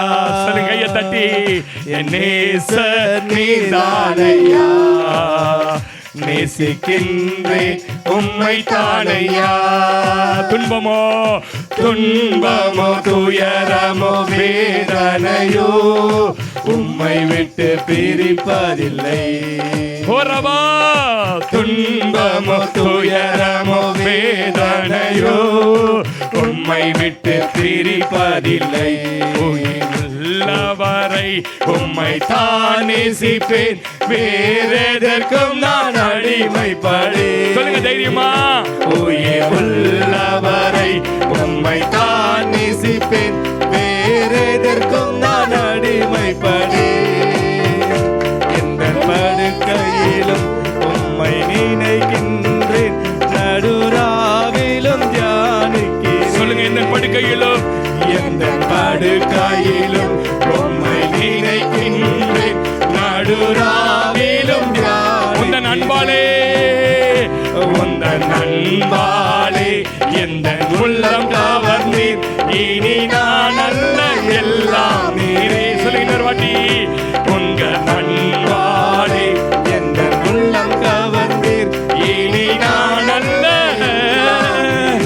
ஆமீன் சொல்லுங்களேன். நடுவில் கொஞ்சம் பிரஷ்னஸா இருக்கும் பாட்டு பண்ணா. கொஞ்சம் பூஸ்ட் குடிச்சா மாதிரி சொல்லுங்க. என்ன குடிச்சா மாதிரி? ஆமென். நிறைய பேருக்கு பூஸ்ட் தேவைப்படுது நம்ம சபையில். கர்த்தர் நல்லவர். ஆமென். அல்லேலூயா. அப்ப கவனிங்க, நேரடி பயிற்சி பெற்ற தேவனிடத்திலிருந்து நேரடியாக பயிற்சி பெற்றவங்களை மாத்திரம் இந்த வாரம் காட்டுறேன். சத்துருவை கொண்டு பயிற்சி கொடுத்தவங்களை அடுத்த வாரம் காட்டுறேன். அப்படி காட்டிக்கினே போறேன் ஆவியானவர் சொல்றபடி. எசேக்கியேல் என்கிற ஒரு தீர்க்கதரிசிக்கு கர்த்தர் நேரடியாக பயிற்சி கொடுத்தார். நான் கவனிங்க, பயிற்சி எவ்வளோ கஷ்டம் புரிஞ்சுக்கணும். நிறைய பேருக்கு ஆசை. உங்களை நான் என்கரேஜ் பண்றேன், எல்லாரும் ஊழியத்துக்கு வாங்க, நீங்க குடும்பமா ஊழியம் செய்யணும், எது ஆசை. ஆனா அந்த ஊழியத்தை எப்படி செய்யணும்னா பயிற்சி பெற்று செய்யணும். நேரா வீட்டுக்குள்ள போகுது, குருவாயில டிராக்ஸ் கொடுக்குது. டிராக்ஸ் கொடுத்த உடனே அவங்க டிராக்ஸ்லாம் வாங்க, அதெல்லாம் வாங்க மாட்டேங்க அப்படின்னு அந்த ஒரு பாஸ்டர் அம்மா, என்ன அம்மா நீங்க கல்லு கும்பிடுறீங்க, நரகத்துக்கு போறீங்க தெரியுமா? அது சொல்லுது. இதை சொல்லதான் நீ வந்தியா? பயிற்சி இல்லையா? சுவிசேஷ ஊழியத்தில் என்னத்தை சொல்லணும் சொல்லுங்க யாராவது? இயேசு ஜீவிக்கிறார், இயேசு உங்களை நேசிக்கிறார். அவரை போல ஒரு கடவுள் நேச கொடுக்க யாருமே இல்லை. நீங்க போக வேண்டிய இடம் கல்லோ மண்ணு, அங்க எல்லாம் சொல்லக்கூடாது. அங்க போய் என்ன தெரியுமா சொல்லணும்? நீ உட்கார்ந்த இடத்துலயே இயேசுவேன்னு சொன்னீங்கன்னா அவர் வருவார். அதுக்கு என்ன பாஸ்டர் வேணும்? பயிற்சி வேணும். வேணா நான் தனித்தால் ஊழியம் செய்யும் போது தனியாக உட்காந்துருப்பான் பஸ் ஸ்டாண்டில். நெமிலிச்சேரி பைபாஸில் போனீங்கன்னா அப்படியே பிரம்ம பிடிச்சா மாதிரி அவன் கம்பெனியில் வந்து போன் வந்துட்டாங்க, இன்னைக்குள்ளே நீ டார்கெட் எடுத்துகிட்டு வரனா உனக்கு இந்த மாதம் சேலரி மண்டை பிச்சுக்கின்னு உட்காந்துட்டு இருப்பான். அப்படியே பைக்கை நிறுத்தி பின்பக்கமாக அப்படியே போய் பாத்ரூம் போகிற மாதிரி போயிட்டு வந்து அவன் பக்கத்தில் வந்து வெயிலாக இருக்குது இல்லை, நான் செஞ்சதெல்லாம் சொல்கிறேன். அப்படியே உட்காந்து, என்ன சார் உட்காந்துருக்கீங்க டெல்லா? இல்லை சார் போனோம், வெயிலாக இருக்குது உட்காந்துருக்கேன். சார் ஒன்றும் கவலைப்படாதீங்க சார், உலகம் ரொம்ப பெருசு சார், எங்கே போனாலும் பிழைக்கலாம் சார். அவன் கண்ணெல்லாம் விரியும், அவன் கண்ணெல்லாம் விரியும். பெரிய உலகம் சார், நிறைய படித்த மாதிரி இருக்கிறீங்க. உங்களுக்கு பாருங்களேன், அடுத்த கட்டம் வேற சார். நான் ஒரு குப்பை சார், படிப்பு இல்லை சார். 10ஆம் கிளாஸில் 3 வாட்டி எழுத வச்சார் எங்கள் மாமா, ஃபெயில் ஆகிட்டேன். இன்னைக்கு கர்த்தர் இவ்வளோ பெருசு எடுத்து வச்சிருக்கிறார். கொஞ்ச நேரம் அப்படியே காது கொடுப்பான். எதையா சுவிசேஷம்? எது சுவிசேஷம்? அவன் சோர்ந்து போயிருக்கிறான், அவனுக்கு கர்த்தர் வார்த்தையை கொடுக்கணும். பயப்படவே கூடாது. உன் தலையை வெட்டுருவானா? வெட்டனா சரி, நான் சொல்றேன் உன் பிள்ளைகளாம் கர்த்தர் கரத்தில் எடுத்துருவார். ஆமென் சொல்லுங்க. அல்லேலூயா. இந்த உலகத்தில் எத்தனை ரத்த சாட்சி தெரியுமா? உங்களுக்கு யாருன்னா தெரியுமா? தெரியுமாம்மா? கான்ஃபரன்ஸில் நிறைய போகிற ஆளுங்களாம் இருக்கிறீங்க நம்ம சர்ச்சில், என்னோட நல்ல பிரசங்கெல்லாம் கேட்குற ஆளுங்கிறீங்க. உலகத்தில் இது வரைக்கும் இந்த 2024 வரைக்கும் எத்தனை ரத்த சாட்சிகள் மறிச்சிருக்காங்க தெரியுமா? கணக்கு 13 கோடி பேர். 13 கோடி பேர் இயேசுவுக்காய் செத்து இருக்கிறான். 13 கோடி பேருடைய குடும்பத்தையும் கர்த்தர் காப்பாற்றி இருக்கிறார். ஐயா, தியாக நிறைஞ்ச பூமியா. வில்லியம் கேரின்னு ஒருத்தவன் பெரிய பணக்காரன், 7 கப்பல்களை விற்கிறாயா. வித்துட்டு கல்கத்தாவில் சராம்பூரில் பெரிய காலேஜ் ஒரு இடத்த வாங்குறாயா. அவன் ஆசைலாம் என்ன தெரியுமா? இந்திய மொழியில் இந்த டிரான்ஸ்லேட் பண்ணணும் பைபிளை. இந்திய மொழியில் தன் சொத்துக்கள் அத்தனையும் வித்து கொண்டு வந்தா இந்திய சீதோஷ்ண நிலை அந்த ஆளுக்கு ஒத்துக்காம 2 பிள்ளைகள், ஒருவன் காலரா வந்து மரிக்கிறான், இன்னொரு மகள் மரிக்கிறாள் 14-13 வயதுல. இந்த மரித்த பிள்ளைகளை பார்த்து அவளுடைய மனைவிக்கு பைத்தியம் பிடித்து விட்டது. பைத்தியக்காரியா மாறிட்டா. இவனுக்கு டிரான்ஸ்லேட் பண்ணணும், இந்த ஜனம் இயேசுவை அறியணும், இந்த ஜனம் இயேசுவுக்கு தெரியணும். பைத்தியக்கார மனைவியை வீட்டிலே வைத்து பூட்டி விட்டு அவள் கீறி கொள்ளுகிறாள், அடித்துக் கொள்ளுகிறாள். நீ எல்லாம் எனக்கு முக்கியம், என் தேவனுடைய ராஜ்யம் ஸ்தாபிக்க கையை நல்லா தட்டி சொல்லுங்களேன். இப்படிப்பட்ட புண்ணிய பூமியா இந்தியா. வில்லியம் கேரி செத்து பல வருஷம் ஆச்சு. ஆனா இன்னைக்கும் வில்லியம் கேரி நிற்கிறார். நீ கர்த்தருக்காக ரத்த சாட்சியாய் மாறுவாயானால் உன்னையும் குடும்பத்தையும் நிறுத்த தேவன். ஐயோ, கையை தட்ட மாட்டீங்க. ஆமென் சொல்லுங்க. பயிற்சி ரொம்ப முக்கியம். எசேக்கியேல் புஸ்தகம், நேரம் ஆச்சு, டைம் ஆகுது. நேரடி பயிற்சி பெற்ற எசேக்கியேல் எப்படிலாம் பயிற்சி கொடுத்தார் பாஸ்டர்? 4ஆம் அதிகாரம் 4-5 வசனம் வாசி பிரதர். 4-5 எசேக்கியேல் 4ஆம் அதிகாரம் 4-5-6 வாசிங்க. நீ உன்னுடைய ஒரு பக்கமா இடக்கழித்து படுத்து. அந்த ஒரு பக்கம்ன்றது என்ன தெரியுங்களா? இந்த ஜன சிறையிருப்புக்கு போகிற பக்கம். எந்த வாசல் வழியா பிடிச்சி போறானோ அந்த பக்கம் ஒரு கழித்து. இங்க பாருங்க, கவனிங்க, என்ன பாருங்க, என் பைபிள் பார்க்காதீங்க. ஒரு கழித்து அந்த போற ஜனத்தின் பக்கமா எசேக்கியேல் நீ படுத்துக்கணும். ஒரு கழித்து வாசிமா. அதன் மேல் நீ இஸ்ரவேலனுடைய வம்சத்தாரின். அப்படின்னா என்ன தெரியுங்களா? அவன் அக்கிரமம் பண்ணான். ஆனா நீ என்ன பண்ணணும்னா ஒரு சைடா படுத்துக்கின்னு அவனோட அக்கிரமத்தெல்லாம் மேல சுமந்துக்கணும். இந்த சைட்ல பார்த்துக்கணும். பிள்ளைங்களாம் ஏறி விளையாடும் பார்த்துக்கிறீங்களா? வீட்டில் சின்ன வயசா இருக்கும்போது அது மொத்தத்தையும் படுத்துக்கணும். சும்மா இல்லை ஊழியனா. போறவனா விட்டு குத்துட்டு போயிடுவான். பொண்டாட்டி உடம்பு சரியில்லை சார்னு குத்துருவான். அவன் போறவனா முந்தா நேற்று உட்காந்து இப்போ நானே கஷ்டத்தை உட்காந்துக்கணும். ஒரு ஃபோன் வருது, பல்லாவரத்துலேருந்து பேசுகிறோம். என்னன்னு, பையன் 24 வயசு தற்கொலை பண்ணி செத்துட்டான் பாஸ்டர், எங்கள் அக்கா பையன். சரி, அவன் தம்பி பயந்து ராத்திரிலாம் அழுகுறான். ஏம்மா என் நம்பரை யாருமா கொடுத்தா? எனக்கே ஆறுதல் தேடி நிற்கிறேன் பாஸ்டர். யூடியூப்ல உங்கள் செய்தி கேட்டு கேட்டு எனக்கு ரொம்ப பலம் அடைஞ்சிருக்கிறேன் பாஸ்டர். நீங்கள் தான் கேட்கறது, ஆனால் நிறைய பேர் கேட்குறான். எனக்கு ஏற்கனவே பிரச்சனை. இன்னாடா ராத்திரியில் அந்நேரத்துக்கு ஜெபம் பண்ணுறேன், ஆனால் உள்ள ஒரு பயம் இருக்குது, தற்கொலையின் ஆவி தொடருமா? ரொம்ப கஷ்டம் ஊழியம். நீங்கள் நினைக்கிற மாதிரிலாம் கிடையாது. போய் நின்ன உடனே பேய் அலறும் உன்னை பார்த்து. இன்னும் கொஞ்ச நேரத்தில் உன்னை பற்றி ரகசியத்தை சொல்ல ஆரம்பிக்கும். யாரா நீ? ஸ்கேவா என்கிற ஆசாரியனோடே, உங்க அப்பனையும் தெரியும் உன்னையும் தெரியும். நீ யாரு? பவுல தெரியும், இயேசு. நீ யாரு? மொத்தத்தையும் கைட்டுச்சு. ஆமீன் சொல்லுங்க. ரொம்ப கஷ்டம் சிஸ்டர் ஊழியம். ஆனால் வாங்க, கர்த்தர் நடத்துவார். நீங்கள் சொன்னோன்னு பயப்படுறாங்க நிறைய பேர். இவர் வர சொல்றாரா வரவானான்றாரா? நீங்க யோசிச்சு பாருங்களேன். இவன் சாதாரண ஆள் இல்லை, ஆசாரியன். ஆசாரியன் என்ன தெரியல உங்களுக்கு? பிரதான ஆசாரியன். ஜனங்க கொண்டு வர ஆடுகள் தினந்தோறும் சர்வாங்க தகன பலி ஆடுகள் வருது பாருங்க. ஆடுல இருக்கிற கொழுப்பு, அந்த குண்டிக்காய்கள், குடலு, இதெல்லாம் பாளையத்துக்கு புறமே போட்டுட்டு முன்னாடி இருக்கிற தொடைய ஆசாரியனுக்கு கொடுக்கணும். பின்னாடி இருக்கிற தொடைய நீ குத்துறக்கூடாது ஆசாரியனுக்கு. ஏன் கொடுக்கக்கூடாது தெரியுமா? ஏன் தெரியுமா கொடுக்கக்கூடாது? ஆடு எப்பயுமே 2 காலை ஊனி கீழே ஊனி மேலே 2 காலை வச்சு தான் மரத்தை தின்னும். அது கீழே ஊனி ஊனி இந்த 2 தொடையும் டைட்டாக இருக்கும். பின்னந்தோட கறி வாங்கக்கூடாது. கறி ரொம்ப ஹார்டாக இருக்கும். முன்னாடி இருக்கிற தொடை ரொம்ப லகுவாக இருக்கும். அவ்வளவு ஆசாரியனுக்கு ஆசீர்வாதத்தை கொடுத்திருந்தார். யார் தெரியுமா? இந்த எசேக்கியேல். ஜனங்கள் கொண்டு வர காணிக்கையெல்லாம் எடுத்துக்கொள்ளலாம். ஜனங்கள் புளிப்பில்லா படைக்கிற அப்பங்களை எடுத்துக்கொள்ளலாம். நல்ல ராஜபோகமாய் வாழ வேண்டிய இவன் ஆசாரியன் பிளஸ் தீர்க்கதரிசி. இவனை சொல்றாரு, ஒரு பக்கமா நீ படுத்துக்கோ, இந்த ஜன சிறையிருப்புக்கு போவதில்லை, அந்த பக்கத்தையே பார்த்து படு. இஸ்ரவேல் ஜனங்களை எல்லாம் உன் மேல பாவத்தை வெப்பன்றாரு. சரி பாஸ்டர், எப்போ பாஸ்டர் படுக்கணும்? காலையில் 6 மணிக்கு படுத்துட்டு 11 மணிக்கா ஏஞ்சிக்கப்பா அப்படி சொன்னாரா? படி படி, தொடர்ந்து படிங்க படிங்க.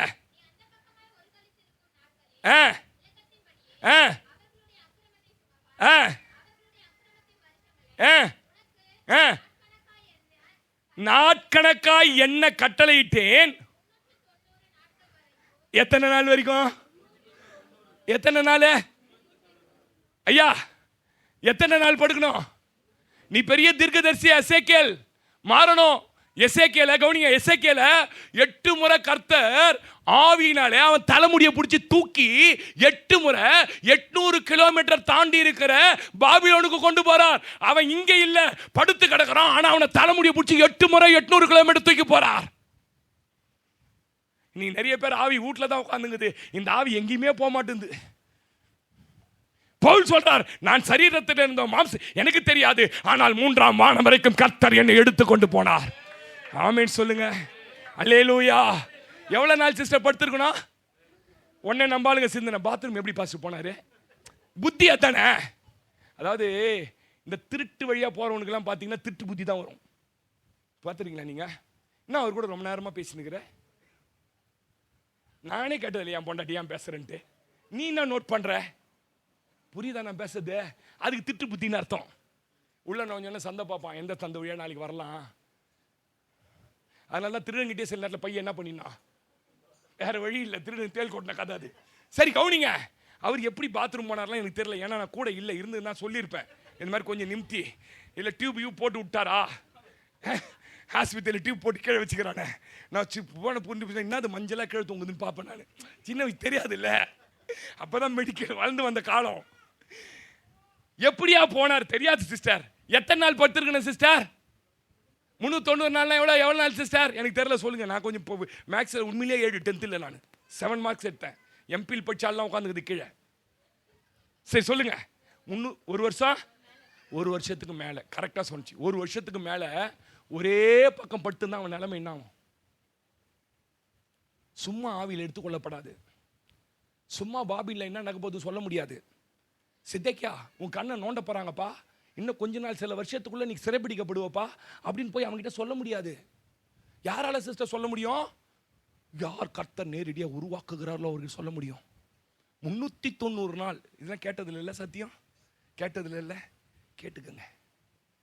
ஏன் நானும் கேட்குறேன். இது வந்ததுன்னா நல்ல ஆசீர்வாதம். இப்போ சோறு சாப்பிடு, போனவொன்னே கறி வாங்கி சாப்பிடுவேன், சூப்பராக இருப்பேன்னு சொல்லி அனுப்பி என்னையும் பயன்படுத்துங்களா ஆண்டவரேன்ற. பயன்படுத்தவே மாட்டாரு. நான் பைபிள் காலேஜ் படிச்சுட்டு வந்தேன்னா ஒரு ஃபாரினர் வந்தார்.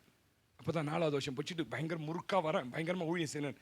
அவர் கையை வச்சு சொன்னார், நீ வனாந்தரத்தில் இருப்பன்ட்டார். எடுத்த உடனே கரெக்டாக இல்லையா? சொல்லிட்டு ஒரு வார்த்தை சொன்னாரு, you are a baptism John, you are a baptism John, you are baptism. நீ யோவான் ஸ்நானகன்ட்டார். சரின்னு சொல்லிட்டு ஃபர்ஸ்ட் பைபிள் காலேஜ் படிச்சுட்டு ஒரு ஊழியத்தில் வீட்டுக்குள்ள செய்தி கொடுக்குறேன். அவர் யாருன்னு கேட்டிங்கன்னா, அண்ணன் எஸ்ஏகே பிரான்சிஸ் அண்ணன்கிட்டயே வளர்ந்த ஒரு செல்வின்னு, நல்ல தீர்க்கதரிசி அவரு பாஸ்டர் செய்தி எங்கள் பாஸ்டர் கிட்ட சொல்கிறார், பாஸ்டர் செய்தி பயங்கரமாக கொடுக்குறாரு பாஸ்டர். யார் பாஸ்டர்? இப்போ தான் பைபிள் கல்வி ட்ரைனிங்கில் இருக்குதுன்றார் அவர். வெளில வந்தார், பிரதர் இவாரிய சூப்பர், இவாரிய ஜான் பேப்டிசம்ட்டாரு. நான் அதனால் அப்படி நான் என்ன நினச்சிக்கினான்னு எனக்கு தெரில. எனக்கு கொடுக்குற செய்திலாம் இப்படி தான் கொடுக்குறார். ஒரே பக்கமாக பட்டுக்கடை, இந்த பக்கமாக பட்டுக்கடை. சரி போய் படிங்க, டைம் ஆயிடுச்சு பாருங்க, நேரம் வேறு ஆயிடுச்சு பாருங்க, தான் பிரச்சனையே. எனக்கு வாசிமா. அக்கிரமத்தை சுமக்க வேண்டும். 390 நாட்கள் வரைக்கும் நீ இஸ்ரவேல் வம்சத்தாரின் அக்கிரமத்தை சுமக்க வேண்டியும். 6ஆம் வசனம், இவைகள் நிறைவேறின பின்பு நேரடியா ஊழிய களத்துக்கு கொண்டு போயிடுவார்னு பார்த்தா மறுபடியும் தீர்க்கதரிசி ஆகணும்னு அன்னைக்கு ஆசைப்படுறாளே, கேளுங்க, நான் யாரையும் குறிப்பிட்டு சொல்ல, உயிரோட எழுப்பணும். நல்லது பாஸ்டர், ஒரு ஆளையாவது எழுப்பினும் பாஸ்டர். நேற்று கூட சொல்லியிருந்தேன் எங்கள் சகோதரர் ரவி கிட்ட, ரொம்ப என்ன ஒரு சகோதரர் மாதிரி நேற்று பூரா என் கூட இருந்தார். பாஸ்டர் இவ்வளோ நல்லா இருக்கிறீங்களே, நான் லீவ் போட்டு கூட இருக்கிறேன் பாஸ்டர்னாரு. அப்போ நான் சொன்னேன், பிரதர் பயங்கர வரம் இருக்குது பாஸ்டர், நான் பார்த்துருக்குறேன். ஒருத்தன் கண்ணுங்கரேன்னு இருளி போச்சு முகம். அது என்னமோ சொல்கிறான், காலில் கயிறு போட்டுங்கிறான், கையில் கயிறு போட்டுங்கிறான். நானே கொஞ்சம் பயந்துன்னா நிற்கிறேன் தூரமா. இவர் போய் இயேசுவின் நாமத்தில் நிற்கிறாரு. ஓ எதனா எதிர் அட்டாக்க, ஏமா தண்ணியை கொடு, தண்ணியை வாங்கி இப்படி தளிச்சு அச்சார் பாருங்க, அவன் மூஞ்சில பளிச்சுன்னு ஆயிட்டான் கொஞ்ச நேரத்தில்.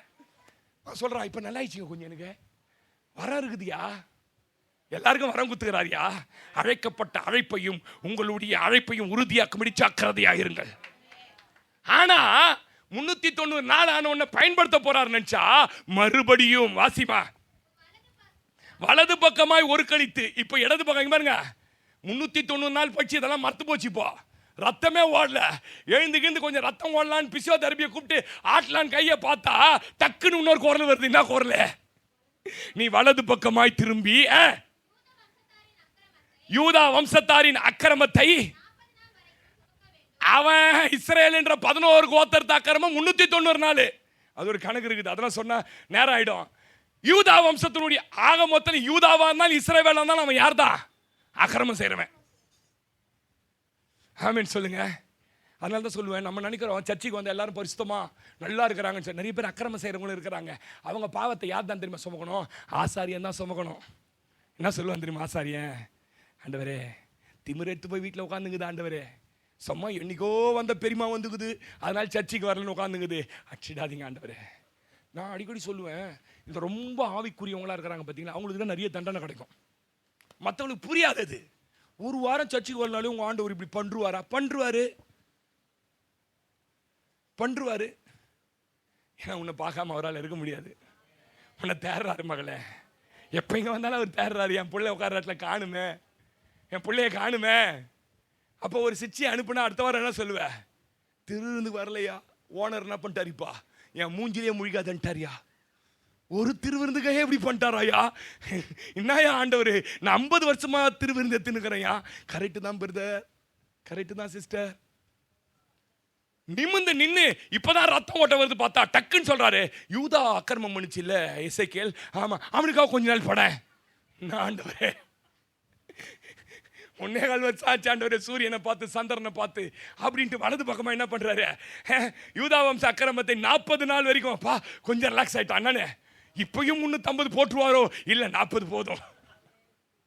அதாவது எங்க பாருங்க, ட்ரைனிங் ஆயிட்ட ஆளுக்கு ரொம்ப ட்ரைனிங் வேணாம், சின்ன சிச்சை போதும். புரியுதா? ட்ரைனிங் ஆகாத ஆளுக்கு தான் அடிச்சுக்கினே இருக்கணும்.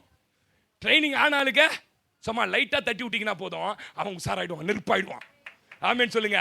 40 நாள் வரைக்கும் சுமக்க வேண்டும். ஒவ்வொரு வருஷத்துக்கு பதிலாக ஒவ்வொரு நாளை கட்டளையிட வேணும். இப்ப கவனிங்க, இப்பதான் ரொம்ப முக்கியம். இவருக்கு ஒரு டவுட் வந்துச்சு. யாருக்கு டவுட் வந்துச்சு? இவ்வளோ ஆண்டவருக்கு டவுட் வந்துச்சு. என்ன டவுட்னு கேட்டீங்கன்னா, இவனை போட்டு இந்த பாடுபடுத்துறமே, இவன் ஒருவேளை ஊழியத்தை விட்டு ஓடுவானோ, இவன் இந்த 40 நாள் இது ஏற்கனவே இவன் போயிடுவானோ, என்ன பண்ணுவான்னு தெரியல. எதுக்கும் நம்ம உசாரா இருப்போன்றார். யாரு? ஆண்டவர் உசாரா இருப்போன்ட்டு சொல்றாரு. இங்க பாருங்க, 8ஆம் வசனம் வாசிக்க பாருங்க. இதோ நீ அதை முற்றுகை போடும் நாள் நிறைவேற்றும் மட்டும் ஒரு பக்கத்திலிருந்து மறுபக்கத்துக்கு புரண்டு கூடாதபடி உன்னை கயிறு போட்டு கட்டுருவான். அவருக்கு பயம், இவன் தூங்கி கீங்கி புரண்டுடான்னு வச்சுங்களேன். ரொம்ப கஷ்டம் என் ஊழியம். எசேக்கியேல் நினச்சிருப்பான், நான் ஒரு ஆசாரியன், தினந்தோறும் காணிக்க கொடுக்கும், வாங்கி வாங்கி பாக்கெட்டில் சொருவலாம். என்னது சொருவி எத்தனை முன்தோட ஆடு, எத்தனை எத்தனை வரப்போகுதுன்னு எனக்கு தெரியாது. அதுவும் என்ன எண்ணெய் வரும் தெரியுமா? ஆலயத்துக்கு ஒளிவ எண்ணெய் வரும். புளிப்பாது இப்படி சாப்பிட வேண்டிய ஆளை படுக்க வச்சிட்டாரு இந்த ஆளு. வராமின்னு சொல்லுங்களேன். இதுல வேற சொல்றாரு, நீ புரண்டு படுத்துற கூடாதுன்னா உன்னை கயிறு போட்டு என்ன பண்ண போற? கட்டி தூளத்துல மாட்டிடுறேன். ஐயா ரொம்ப கஷ்டம் ஐயா. பெரிய தீர்க்கதரிசி ஆகணும்னா, பெரிய ஊழியனா மாறணும்னா பெரிய அர்ப்பணிப்பு வேணும்யா. பெரிய இடத்துக்கு நீ வரணும்னா பெரிய அர்ப்பணிப்பு. நீ பெரிய பெரிய இடத்துல இருக்கிறாங்கல்ல, ஒருவேளை நான் இப்படி சொல்றேன், அவங்க அப்பாவோட அர்ப்பணிப்பை பார்த்து சில பிள்ளைகளை உயர்த்தி வச்சிருக்கிறது உண்மைதான். ஆனா அவங்க அப்பாக்கள் பட்ட பிரயாசங்கள் கொஞ்சம் அல்ல. ஆமென் சொல்லுங்க. பெரிய ஊழியனா மாறனா பெரிய பயிற்சி வேணும், பெரிய அர்ப்பணிப்பு தேவை. சரி பிரதர், அது மாத்திரம் தான் பயிற்சியா பிரதர்? அது மாத்திரம் பயிற்சியா? இவனுக்கு இப்ப பயங்கர கோபம் வந்துச்சு எசேக்கியேலுக்கு. இந்த ஜனத்தோட அக்கிரமத்தை நான் ஏன் சுமக்கணும்? இது சர்ச்சைக்கு வராம இது திமிரெடுத்து ஊரை சுத்தி ஆண்டவரை மறந்ததுக்கு நான் தான் காரணமான உள்ள கோபம். இப்ப பயிற்சி கொடுத்து பணித்தளத்துக்கு அனுப்புறாரு. பணித்தளத்துக்கு போன உடனே, டேய் ஏன் தெரியுமாடா சிறைப்பிடிக்க வந்திருக்கிறான் பாபிலோன் ராஜா? நீங்களா கத்தரை தேடாம போயிட்டீங்கடா, சபிக்கப்பட்ட ஜனதான் சொல்லி டெம்டேஷன் மனுஷீகத்தில் வெளிப்பட்டுருவானோ நினச்சிக்கின்னு 3ஆம் அதிகாரம் 24, 27 வாசிமா. 3ஆம் அதிகாரம் வாசிங்க. உடனே ஆவி எனக்குள்ளே புகுந்தது, கால் ஊன்றி நிற்கும்படி செய்தது, என்னுடனே பேசி நீ போய்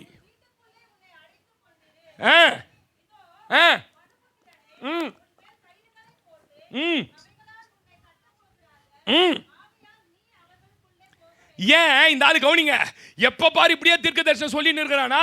எல்லாம் கூடி கமிட்டி போட்டு மீட்டிங் பண்ணிட்டான் எருசலேம்ல. என்னன்னு, இவன் ரொம்ப நம்மள டார்ச்சர் கொடுக்குறான்டா. இவன் எப்ப பாரு ஏசு ஏசுன்றான், கத்தரை புடிச்சுக்கன்றான், எப்ப பாரு அதுன்றான். இன்னும் இவளை செல்வ செழிப்பா தூங்கி நிற்கிற 4 மணிக்கு வந்து ஜெபம் பண்ண மாட்டான்றான். கர்த்தர் தானே ஊடு கொடுத்தாரு, கர்த்தர் தானே உன்னை சுமந்தாரு. இப்படி நம்மளை எப்ப பார்த்து திட்டி நிற்கிறான்டா. என்ன பண்ணலாம்? டேய் அவனை வீட்டில் வச்ச கயிறு வச்சு கட்டி அவனை பண்ணிடலாம்டா அப்படின்னு ஒன்று ஆண்டவர் சொல்ற. நீ புகுந்து கொள்ளு. வாசிக்குமா படிங்க தொடரு. நான் உன் நாவை மேல் வாயோட ஒட்டி கொள்ள பண்ணுவேன்.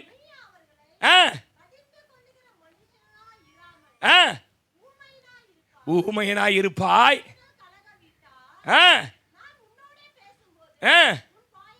போதும். ஆமென் சொல்லுங்க. மொத பயிற்சி என்ன பிரதர்? கவனிங்க, மொத பயிற்சி என்ன தெரியுமா? பிசிக்கல் பயிற்சி. சொல்லுங்க, பிசிக்கல் பயிற்சி அப்படின்னா என்ன? எக்ஸசைஸ், பாடிக்கு ஒரே பக்கமா படுக்க வச்சு. 2வது பயிற்சி என்ன தெரியுமா? என்ன பயிற்சி? என்ன பயிற்சி சொல்லுங்க? படிச்சீங்களா? படி சொல்லுங்க. அம்மா அம்மாதாம்மா பாருமா, என்ன பாருமா, நீ என்ன பார்த்தாதாம்மா எனக்கு சந்தோஷம். 2வது என்ன பயிற்சி? ஏமா சோப்பி பாருமா, என்ன பாருமா, எல்லாம் ஒட்டுங்க, கொஞ்சம் மேலே ஒட்டு போய். ரமேஷ் ஒட்டு, பேசு என்கிட்ட, ஒட்டிக்கினே பேசு. யாருன்னா ஒட்டுங்க மேலே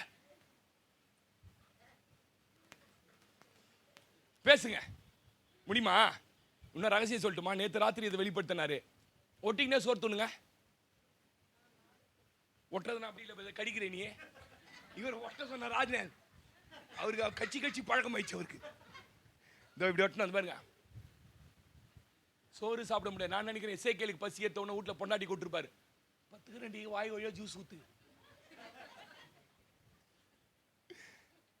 எசேக்கியேல், நீ பெரிய தீர்க்கதரிசி, நாட்டில் என்ன நடக்கணும்னு சொல்ல போற, அதுக்காக உன்னை ட்ரெயின் பண்ணி நிற்கிற. நீ சாப்பிடக்கூடாது, நீ பசிக்க கூடாது, ஒன்றும் பண்ணக்கூடாது, ஒரு பக்கமா படுக்கணும்.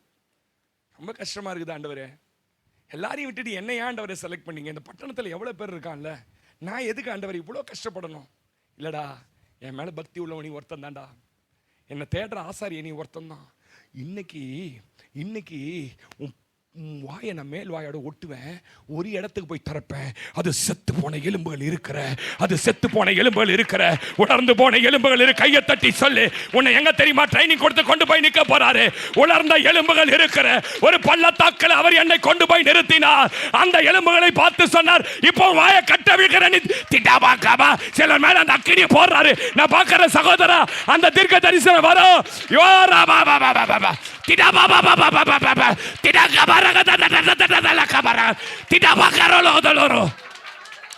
நீ ஒரு வார்த்தை சொன்ன போதும், ஓ உலர்ந்து போன எலும்புகள் உயிரடையத்தக்க ஒரு அபிஷேகம்.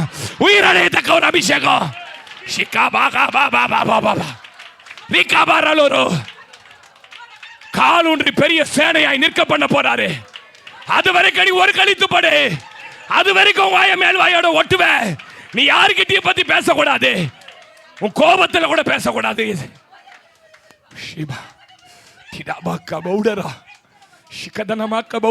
Thank you Holy Ghost. நன்றி ஆவியானவரே, எங்க மத்தியில உலாவி கொண்டு இருக்கிறீர். எங்க இருந்து சில தீர்க்கதரிசிகளை எழுப்ப போறீங்க. உலர்ந்து போய் இருக்கிற எலும்புகள் இல்ல பள்ளத்தாக்குக்கு சில பேரை கொண்டு போறீங்க. செத்து மரித்து போகிற நிலைமையில இருக்கிற ஆத்துமாக்களுக்கு ஆண்டவரே இவனை தீர்க்கதரிசியாய்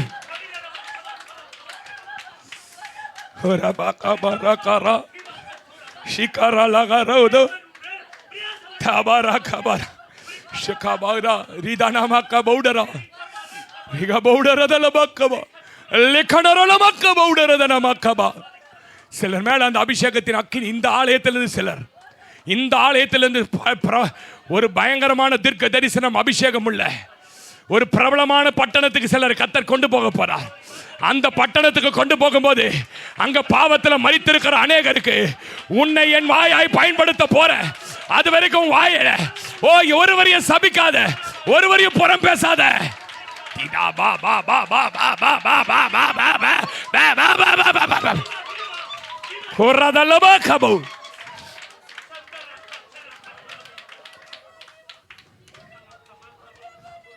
எலும்புகள் நிறைந்த பள்ளத்தாக்கு,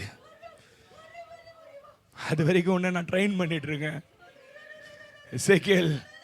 எசேக்கியேல் எனக்கு வேணும். Thank you Holy Spirit. நன்றி ஆவியானவரே. அதனால தான் சொல்றாரு, நீ ஒருத்தரையும் கடிந்து கொள்ளாத மனுஷனாய் இருப்பாய், நீ ஊமையனாய் இருக்கணும். நான் அடிக்கடி சொல்லுவேன், கோபத்தில் கூட யாரையும் நம்ம சாபம் கொடுக்கூடாது. நீங்க கர்த்தரால் அழைக்கப்பட்டவர்கள், ஆசீர்வதிக்கணும். ரொம்ப புறம் பேசுறவங்களை கர்த்தர் பயன்படுத்த மாட்டார். ரொம்ப மற்றவங்களை பத்தி குறை கண்டுபிடிக்கிறவங்களை கர்த்தர் பயன்படுத்தவே மாட்டார். நீங்க இது எப்படி உணர்றீங்கன்னு எனக்கு தெரியல. உங்க மேல அழைப்பு இருக்கு சிஸ்டர், பிரதர், உங்க மேல அழைப்பு இருக்கு. ஆனா கர்த்தரால் பயன்படுத்த முடியாத ஒரு பாத்திரமா நீங்க மாறிட்டு இருக்கீங்க. ஏன்னா உங்களுக்கு அடுத்தவங்க வீட்டில் என்ன நடக்குதுன்றது பார்த்து ஆராயறதுக்கு உங்களுக்கு நேரம் பத்தல. எப்ப பாரு நீங்க எதை பத்தி தியானம் பண்றீங்கன்னா, அடுத்தவங்களை குறித்து யோசிக்கிறீங்க, அவங்களை குறித்து புறம் பண்றீங்க. ஒருத்தவங்க ஏதாவது ஒரு காரியத்துல பலவீனமா இருக்கிறாங்கன்னா அவங்க பலவீனத்தை 10 பேர்கிட்ட சொல்லி காட்டுறீங்க. உங்க வாய் இப்படி பயன்படுகிற வரைக்கும் என்னால் உன்னை பயன்படுத்த முடியாது. ஆனால் உனக்கு அழைப்பு இருக்குது. நான் அடிக்கடி சொல்லுவேன், எல்லாரும் கனவு பார்க்கலாம். இங்க இருக்கிற எல்லாருக்கும் கனவு வரும். பேய் கூட கனவு கொடுக்கும், தெரியுமா உங்களுக்கு? ஆனா கனவு காண்கிறவர்கள், சொப்பனம் பார்க்கிறவர்கள் எப்படிப்பட்டவர்கள் என்று நிதானிக்கணும். கிராமத்தில் போன வாரம் அவன் ரட்சிக்கப்பட்டு நான் தான் ஞானஸ்நானம் கொடுத்தேன். இன்னும் அவன் ஒன்றரை வருஷம் முழுசாகல. இன்னமும் கல்யாணத்துக்கு போனால் குடிக்கிறான். இன்னமும் பைபிளை சரியா எடுத்து வாசிச்சது கிடையாது. ஆதியாகமத்தை தாண்டதில்லை.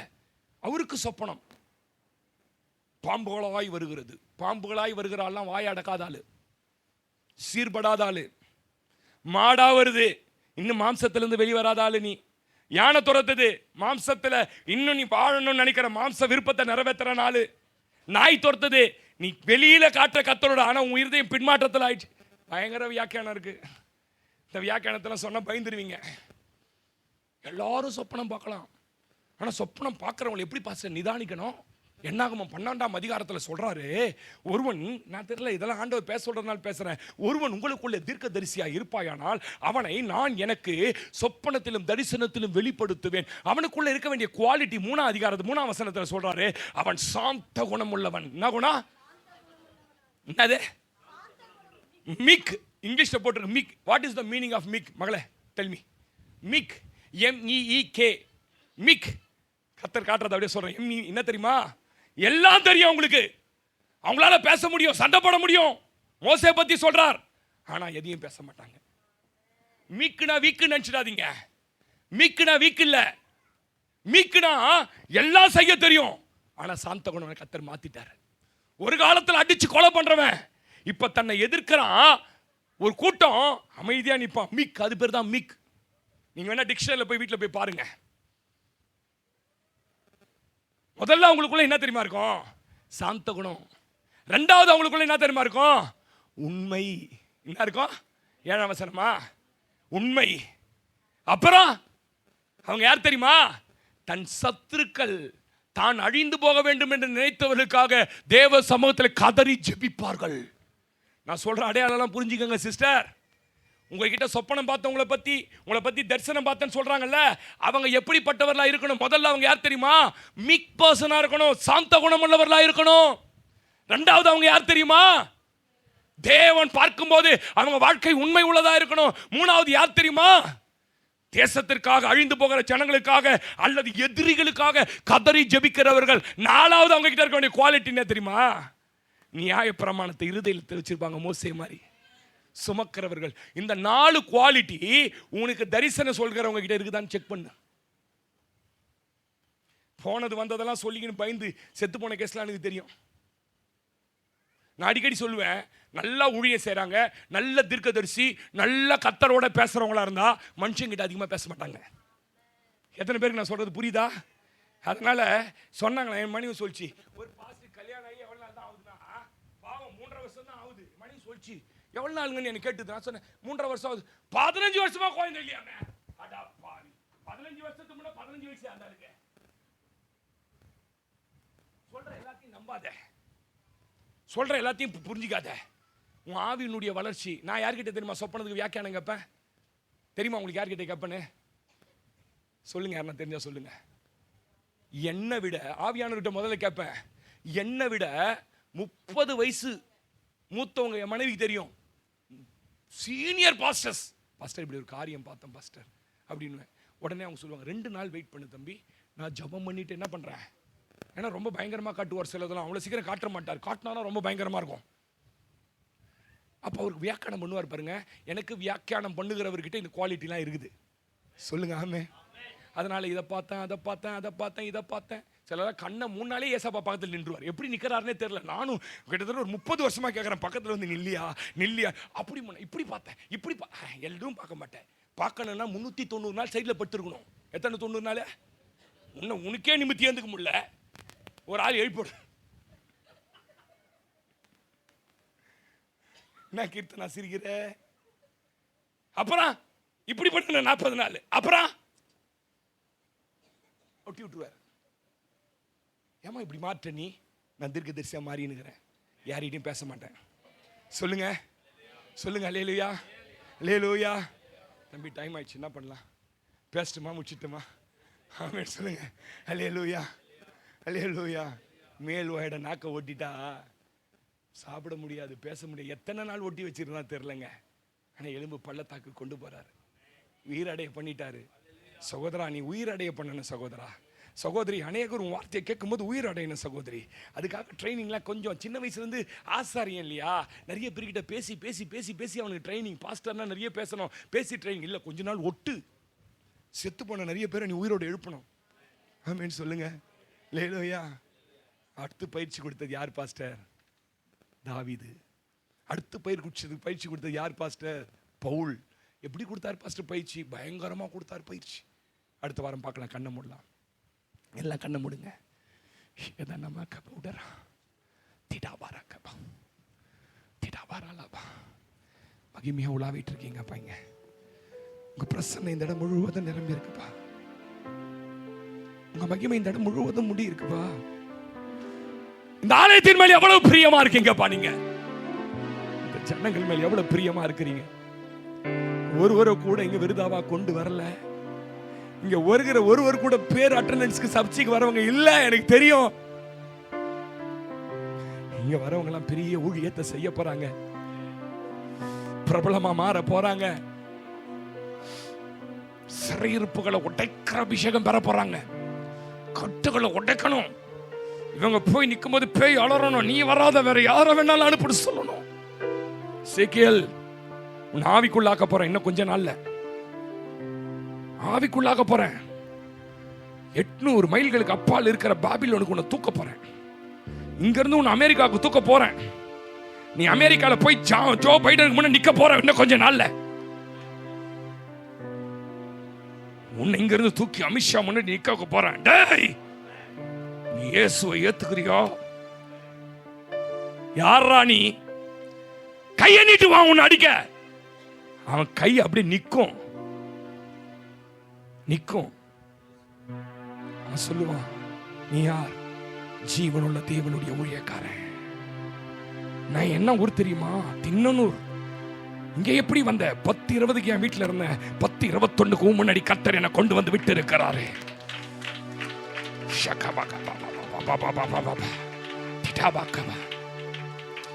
இந்த அபிஷேகத்துக்கு சிலர் கர்த்தர் கொண்டு வர போறாரு. அந்த நிலைமை கர்த்தர் உன்னை கொண்டு வர போறாரு. அப்படியே கண்ணை மூடி ஒரு நிமிஷம் ஷகதனமாக்கப்பா. எலும்பு பள்ளத்தாக்கினில் ஒரு சேனையை நான் காண்கிறேன், அதிகாரம் தந்திடுமே, தீர்க்க தரிசனம் உரைத்திடவே.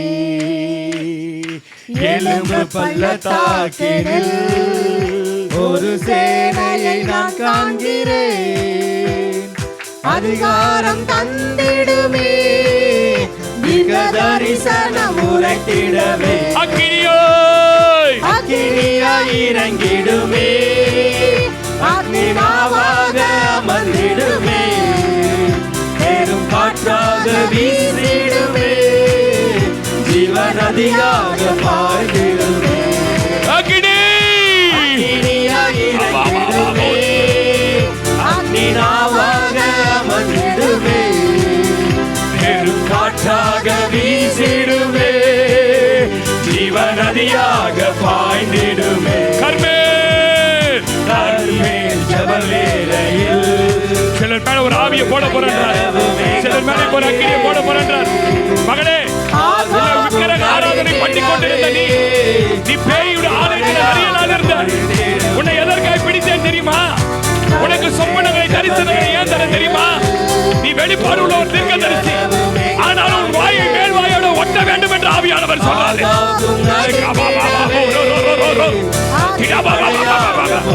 தேவையில்லை ஆட்களோட பேசத்தை நீ நிறுத்து.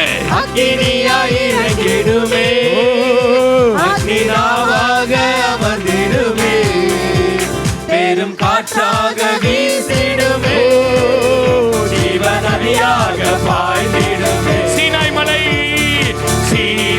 மலையின் மேலே அக்னி ஜாலையை நான் காண்கிறேன். இஸ்ரவேலின் தேவனே, என்னை அக்கினியாய். கேளுங்க, கொஞ்ச நேரம் தான் இருக்கு. இன்னைக்கு ஆண்டவர் நிரப்பிட போறாரு. இன்னைக்கு ஒரு தரிசனம். அந்த சீனாய் மலையில எழுந்த அக்கினி மோசேயின் மேல விழுந்தது. உன் முகத்துல ஒரு பிரகாசத்தை அனுப்புகிற. உன் முகத்தை பார்க்கும்போது சத்துரு நடுங்குவான். உன் முகத்தை பார்க்கும்போது சொல்லுவாங்க, இது ஒரு தேவ அபிஷேகம் பெற்ற பிள்ளை. இந்த பிள்ளை மேல ஒரு அக்கினி, ஒரு அக்கினி, ஒரு அக்கினி, ஒரு அக்கினி, ஒரு அக்கினி, ஒரு அக்கினி.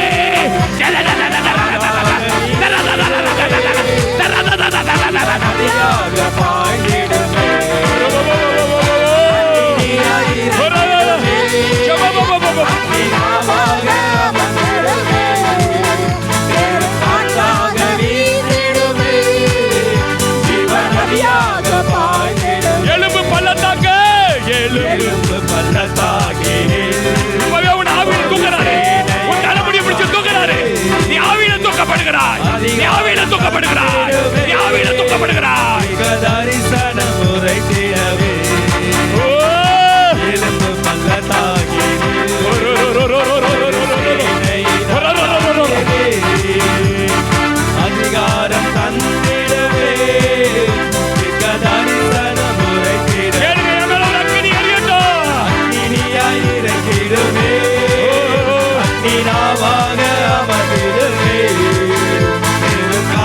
காற்றாக வீசிடுமே, ஜீவநதியாக பாய்ந்திடுமே, நீயாய் இறங்கிடுமே, அக்கினாவாக அமர்ந்திடுமே, மேலும் காற்றாக வீசிடுமே, ஜீவநதியாக. உனக்குள்ள எரிந்து கொண்டிருக்கிற அக்கினியை அணைப்பதற்கு சத்துரு முயற்சி செய்யறான்ல, அதனாலதான் எரேமியா, அதே நாள் தான் எசேக்கியேல் மேல் வாயோட ஒட்ட போறேன், நீ பேசுறத நிறுத்து, உன் தரிசனங்கள் வேறுபடும், உனக்கு வருகிற சொப்பனங்கள் வேறுபடும். நீ சொப்பனம் பார்க்கும்போது கலங்க மாட்ட, நீ சொப்பனம் பார்க்கும்போது பயப்பட மாட்ட. உனக்கு பரலோகத்தின் ரகசியங்களை வெளிப்படுத்துவேன். வானம் திறக்கப்படுகிறது. 24 மூப்பர்களை உன் கண்கள் இனி வரும் நாட்கள் காணும். என்னுடைய சிங்காசனத்தை நீ பார்க்க போற.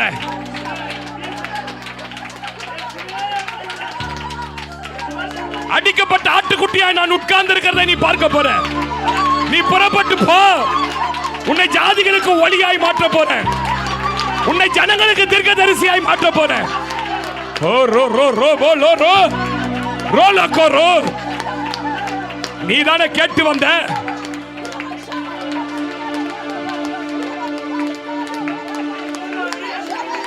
உன் கயிறு போட்டு கட்ட போறாங்கன்னு பாக்குறியா, இல்ல கட்டிட்டாங்கன்னு பாக்குறியா? சிம்சோனை கட்டின கயிறு நெருப்பு பட்டு அருந்தது போல உன் மேல இருக்கிற கயிறுகளை இப்போது அறுத்து கொண்டிருக்கிறார். ஒரு தாங்க முடியாத ஒரு அபிஷேகம், ஒரு தாங்க முடியாத அக்கினி. இந்த அக்கினி தான் உன்னை பலப்படுத்தும். இந்த அக்கினி தான் உன்னை பலப்படுத்தும். நீ சோர்ந்து போயிருக்கிற இந்த அக்கினி தான் உன்னை நிலை நிறுத்தும்.